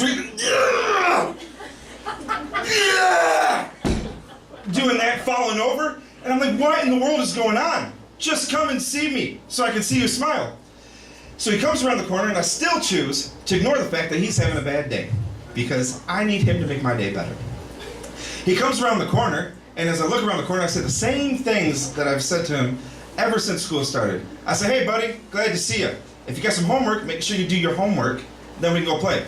But instead I couldn't get we can go play. As soon as I say do your homework, I get this, oh! Jeez! This is the worst day ever! And I go, whoa! What is going on? What do you mean this is the worst day ever, dude? You just got in. So now, my bad day is being just magnified by his bad day, because now I'm being a parent and I gotta go, what in the world is going on? So I say, son, what is going on? He goes, Dad, you wouldn't believe me if I told you. I've had the worst day ever. I said, well, you better tell me something, because I need something to explain all of what's going on right here. He says, well, first off, Dad, I'm in school, and I'm poking Tristan in the back, and the teacher comes up and he says, Aiden, stop it or you're getting detention. And he embarrassed me in front of everyone, Dad. And I said, well, that's an easy fix. Don't poke people in the back. He goes, oh, it gets worse from there, Dad. Dad, today was lollipop day at school. They give everyone free lollipops. I chose to save my lollipop towards the end of the day because the teacher already made me mad and embarrassed me in front of everyone, and I wanted the lollipop to cheer my day up. So, Dad, the bell rings. I take the wrapper off the lollipop. I put the lollipop in my mouth, walk to the bus, do my thing. I get on the bus driver says, hey, you know you can't have candy on here. You got to throw it away. Ugh! I had to throw my lollipop away, Dad. I was like, so this is over poking a kid and a lollipop. Okay, what else has happened? And then you tell me I have to do my homework. I'm like, dude, I've told you that since day one. I said, son, let me tell you something. Let me tell you about Daddy's Day. You know what Daddy got to do at work today? Daddy got to meet the new vice president of his company. And we got to have this fun little talk, a little meet and greet about budget control. I said, do you know what budget control means, Aiden? He goes, no. I said, it's a fancy little adult word, meaning that it could directly affect my paycheck. You like the things I buy you, don't you? He goes, well, yeah, Dad. Matter of fact, I need a new game. I said, well, that budget talk could possibly prevent you from getting that new game. I said, son, I got to meet the new vice president. Now, I'm going to pause the story right there and kind of tell you, I knew I was meeting the new vice president a week prior to this because I got an email. I look at the email, it says, hey, you're meeting the new vice president. I go, okay, that's cool, whatever. So I take that whole week and I rehearse how am I going to introduce myself to the vice president of my huge company. And I thought, okay, well, I know her name is Julie, it was her name, and I go, do I come off aggressive? Like, hey, nice to meet you. I work with you, not for you. I'm like, nah, man, that ain't the way to do it. So then I go have all bubbly, hey, what's up? Let's do this. I'm like, no, that's just weird. So I settled down, hey, I heard a lot about you. I'm excited to work with you. I settled on that. So, get back to the story. I see her making her way down the hallway. I know my time's coming up soon because she's about 3 offices away from mine. I step back into my office, rehearse my lines. Hey, nice to meet you. Oh, come on, you got it. Nice. Do I do the finger point? What do I rehearse it. I take a drink of water, make sure my throat is moisturized, ready to go so she hears the best possible voice I can make. She comes in. I turn from my desk to the door, go to greet her with my handshake, looking her right in the eye. As I walk forward, I hit the shelves that hang on my door where doctors store their charts. And they're plastic. I knock those off. They fall to the ground, shatter and break. Now, my friends would know me. I don't like loud noises. I jump easily and I'm startled. So that scares me. I jump back, hit the industrial printer, crack the paper tray. Once the noise settles, I'm looking around and I'm going, oh yeah, that just happened. So what I was gonna say was, hey, nice to meet you, turned into, yay. So I'm Branden. And I know we're gonna talk about budget. We're gonna need a little more. I said, Aiden, that's a bad day. That's a bad day, I needed you. But if you know, kids can turn you around. They'll put a smile back on your face and make you happy again. Another thing I thought about a bad day was my son is in sports now. And he's doing baseball, he's doing football and everything. And he's in baseball right now, and we're watching some baseball videos. So as I'm watching the baseball videos, my son and I are watching it together, the pitcher winds up, throws the ball, 100-mile-per-hour fastball, and it hits this guy in the face. Obviously, he falls down, and I go, Aiden, that's a bad day, too. No one wants to get hit in the face by a 100-mile-per-hour fastball. Which leads me to this. He's playing baseball, and he just started, and it's in Little League, 10-year-old Little League game. I go to the first game. I had no idea what I was getting myself into, because no parent ever told me about this. 4 hours into the first game of Little League, 4 hours, the score is 0-0.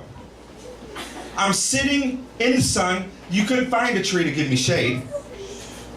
Hour 2, the sun has beat my skin so bad where I'm just ready to give up. Muscle through the next couple hours. I'm in hour 4, and all of a sudden this thought comes into my head.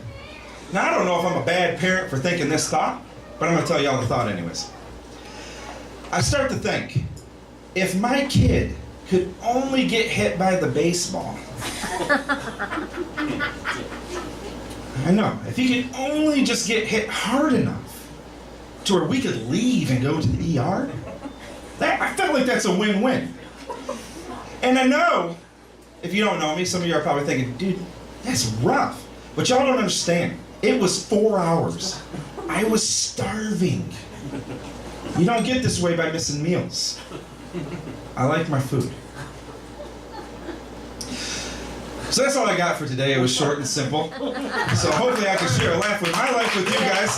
I do want to plug, I do have a podcast with a good friend. If he says he has a podcast, he's lying to you. I have a podcast. YouTube, Married and Single Podcast. And it's just light, clean humor for all ages, races, sexes, everything. And I also have some headshots that I will be autographing if anybody is interested. So he's holding it up right there. Caught me at the best part of the day. So I thank you guys for listening to my weird story of my son. And on to the next. All right. Yeah. Thank you, Branden. Hey, thank you, Josh. Round of applause. Show me a picture of the headshot. I love that. Some of the best comedy. Some of the best comedy Can is zoom clean in comedy, on in there. my opinion. Like, Okay. So you'll autograph those, huh? Yeah, we got 3 Cool. of them to print Oh, from. good, good. Yeah, we were on a budget. Ran out of the color ink. Maybe they can just print off the image from the video, and then they can Is Kevin Fowler still ask you to MIA? sign it. Yeah, no, I'm here. I'm here. He is here. You got to get a.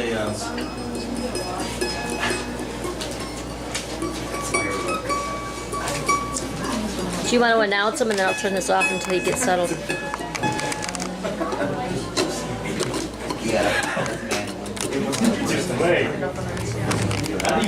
All right, ladies and gentlemen, his first time here on the Good Beans stage with our Creative Alliance open mic, Collab Nite, Kevin Fowler. Hey.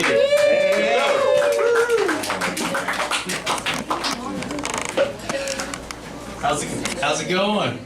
Great. All great. right. Yeah. Awesome. Woo. My name's Kevin Fowler. I'm from Alabama originally, so Great. yeah, good to see y'all. By a round of Sexy applause, who's accent. here? Yeah. There you go. Did you get that on the camera? All right, Yeah. good. We got laugh tracks. All right. Lap tracks galore. Well, all right, I'll start this off. Everybody heard of Stephen Hawking, right? We just found out that he passed away back in April. One of the things about Stephen Hawking is he, was diagnosed with ALS, and he had was bound in a computerized wheelchair, and he was an avid atheist also. And I always like to think of, what if there was just this scenario, hypothetically speaking, that maybe Stephen believed in God, but his chair was the atheist. And so the chair would take him to all the conventions and would speak for him, like, there's no God, I believe in black holes, I think there's aliens on other planets, but Stephen, in his mind, he's screaming, he's like, no, I believe in God, why are we going to this convention? I don't want to be in Germany, But anyway, they would get home and have argument fights, where the chair would drop him off, and, it'd be like, I don't want to hear it, Stephen. My battery's low and I'm shutting down, Anyway, my name's Kevin Fowler. Moved up, that's a terrible opener, I know, but anyway, I moved up from Alabama. I moved to Michigan in 1999, but many of you don't know this. Right before I moved up, I got engaged. Right before I did. And here's what happened, okay? So I was engaged in Alabama to be married, and I wanted to, you ever heard of those flash mob proposals? Like where you get like a band and dancers and all this stuff, and it's just this big to-do. Well, I hired hired the band and I hired the dancers to come in, and it was at a family reunion. It was even better, like had all my family there and everything. And so the band comes in, you hear them from the distance, and they're, and the tuba's like, and the dancers are all like, and then they part. And there's my girl, and she's standing at the end. And I get out the box, and I get on my knee, and I ask her to marry me. And my sister flipped out. She's like, ew, that's gross. You're my brother. I'm not marrying you. My dad and mom got all mad and stuff.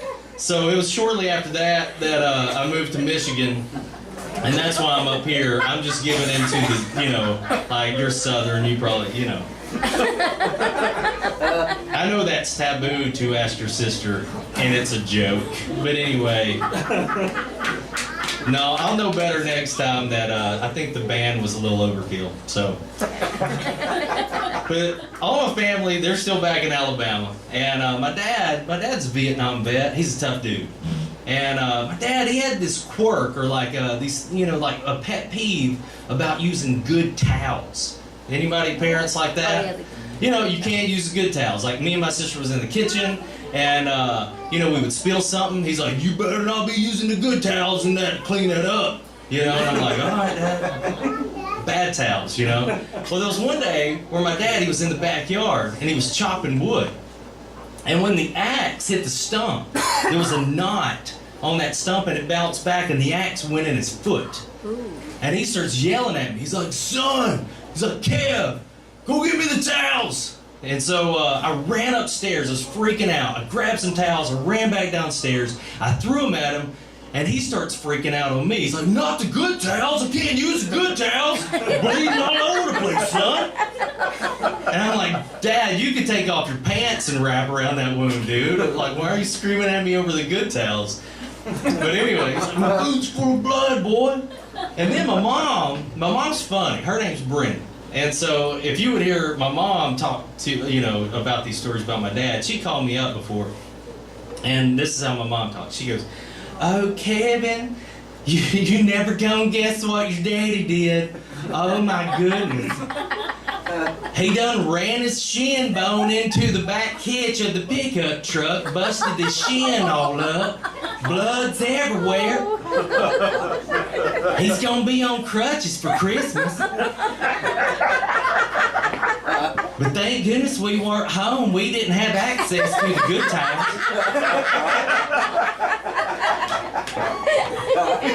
So she calls me again. This is like a couple of years ago. She calls me again. She's like, "Oh, Kevin, you're never gonna guess. Your dad's gonna be at crutches again this Christmas.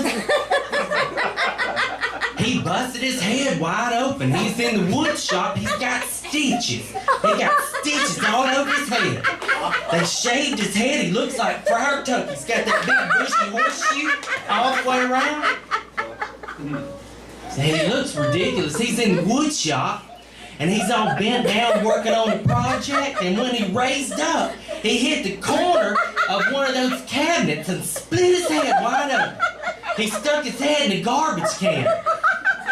And he starts yelling at me. He's like, "Brenda," because that's what he calls her, Brenda. He's like, "Brenda, you gotta bring me some towels, man. Bleeding all over the place." So my mom, she comes down, she brings them. He's like, "You better not be the good towels." And my mom, she's all like, "Well, Bob, they ain't none of them good towels. We've had the same towels for 22 years. You cut most of them in half and made washcloths out of them."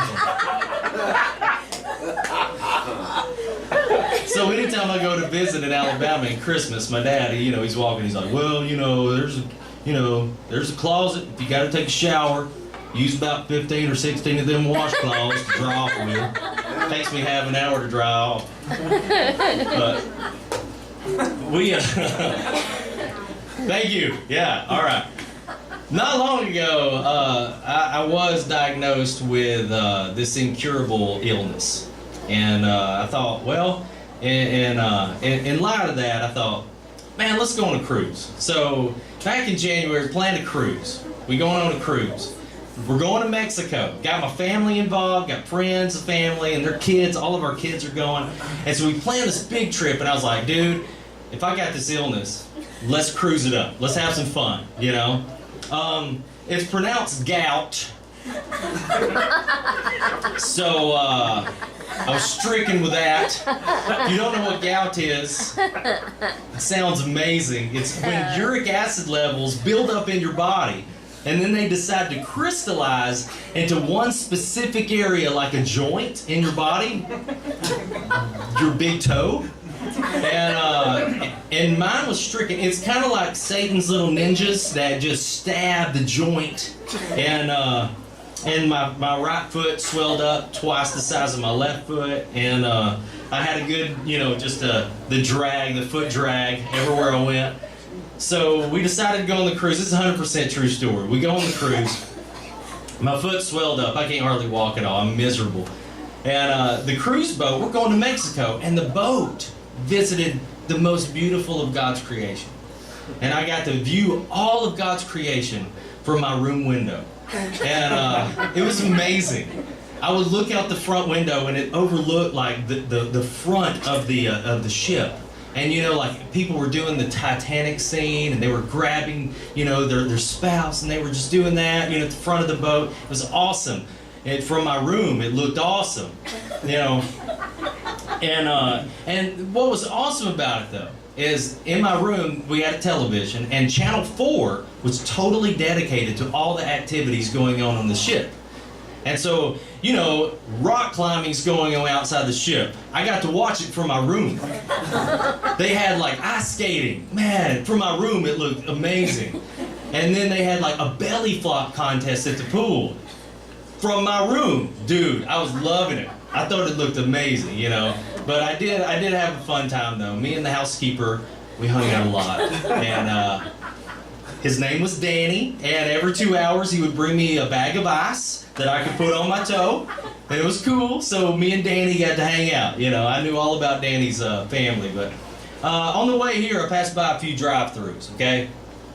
And I had this thing about, I loathe drive-thrus. I hate drive-thrus. And one of the reasons is every time I go through a drive-thru, the person handing me the change is like Sally Short Arms, or Terry the T-Rex. They just have the tiniest little arms, and they're like, your change is $4.05, and they're just like, here you go. And from the back, like if you're parked behind me, it's me reaching out and climbing out my window and leaning as far as I can. That's me because of the arms, but it's cool though because I know when Sally's working, because when I pull into like McDonald's or something, the theme music's going on. It's like doo doo doo doo doo, and T-Rex is all the park is open. Jurassic Park. Anyway. So the main reason why I hate drive-thrus is the Civil War between accents, okay? The Civil War between the northern accent that is taking my order and my southern accent. I understand them fine. They have no idea what I'm saying. And so they think, that I'm like, I'm sling blading it up. I'm like, I want some meat and taters, and a Mountain Dew. I'd like some extra ketchup too. And so by the time they're finally understanding what I'm saying, I'm screaming, I'm like, I want a sweet tea! A sweet iced tea! And the lady's like, sir, we don't have that. You don't have to speak to me like that. I'm like, I want tea with ice. And she's like, what is that? And I'm like, frozen cubes of water. Frozen. In my tea. With sugar. A lot of it. She thinks I'm cursing out the tea machine, and I'm not. Not doing it. Sometimes I send my mother-in-law to the drive-thru, and I just tell her like to order. I make up stuff, I'm like, yeah, Sherry, can you give me like 2 Fiesta McTacos? And she's like, I don't think they have that. And I'm like, yeah, they do. It's new. So she pulls up. She has me on speakerphone. She's like, I want 2 Fiesta McTacos. Ma'am, we don't have tacos. They don't have tacos. I'm like, yeah, they do. It's new. Just say it loud. I want 2 Fiesta McTacos. Ma'am, this is McDonald's. We don't have tacos. I'm sorry. They don't have them. All right, well, they must have ran out then. But,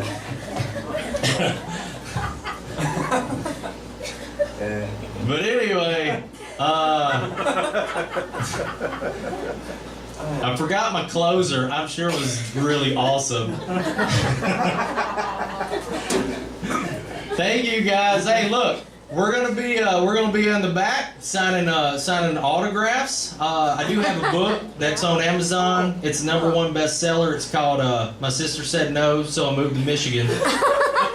Pretty amazing, depressing story. But thank you very much. I'm Kevin Fowler.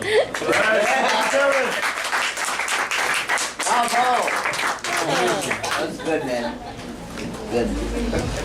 He was great. What's funny is I'm from Kentucky originally, and I'm from a part of Kentucky that's. You get it? Yeah, I get it, man. Hence why this mandolin feels appropriate. Anyway, is there anybody else who has a song, a poem, a joke, a set of jokes? Oh, I got my closer. Well, what is it? Let's hear it for Kevin's closer. Yeah. I got it. It's way better. Okay.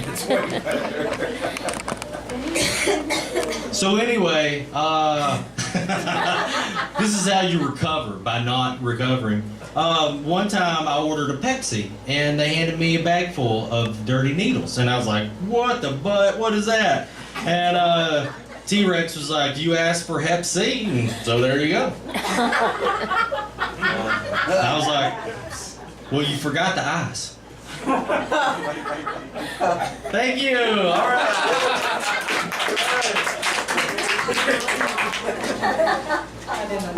That was way worse. Thanks. That was very awesome. Oh, what time is it? Oh, it's 9:30 something. But anyway, if you know, does anybody want to collaborate with it? No. Anybody else wanna I'll go up one more time. dare take the stage? I guarantee. Let's hear it for Funnyman Mark Taylor. Yeah.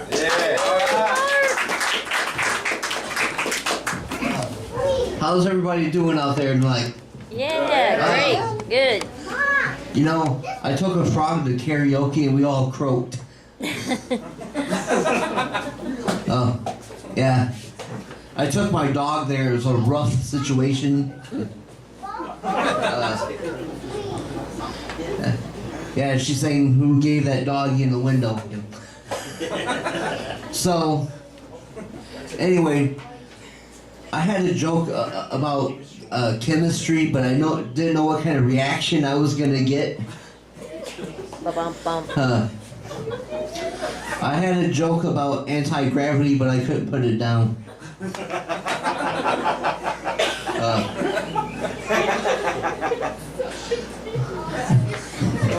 I like these jokes. So, I went to a bank and I tried to tell a joke to a teller, and she wouldn't tell me one. Do you know why you can't keep secrets in the bank? Because they have too many tellers. Yeah. Ba-bum-bum. I wanted to work in a bank, but I lost interest. Yeah. So, anyway, I wanted to work with a doctor, but I had to be patient. So, anyway, there's this guy that walks into a doctor and he says, "Doctor, I have a ringing in my ear. What do I do?" He says, "Well, don't answer."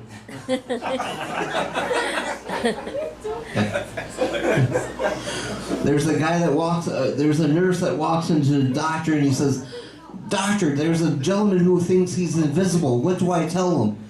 He says, "Well, we can't see him today."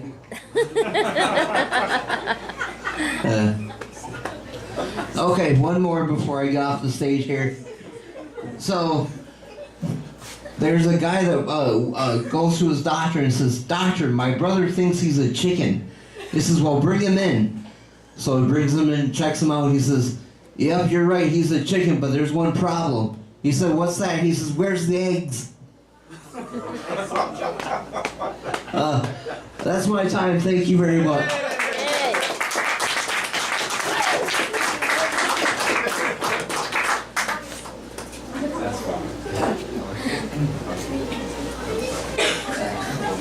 All right. Do you know any mandolin songs? played a mandolin in so long. It's kind of depressing. Okay. All right, well, Anybody else want to take the stage? we could mention then that Golden Leaf is probably having their amateur night right now, starting from 10 o'clock. Ever been there?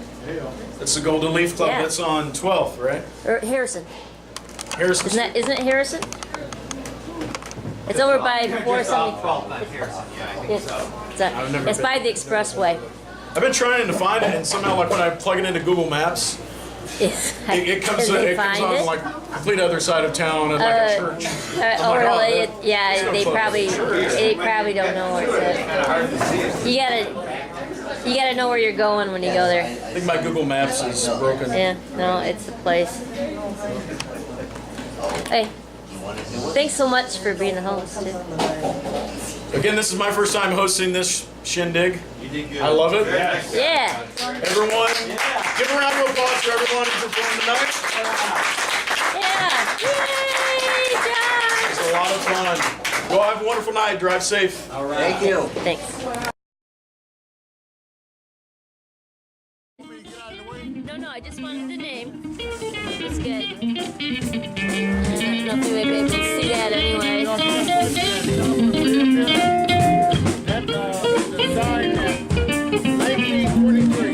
1923.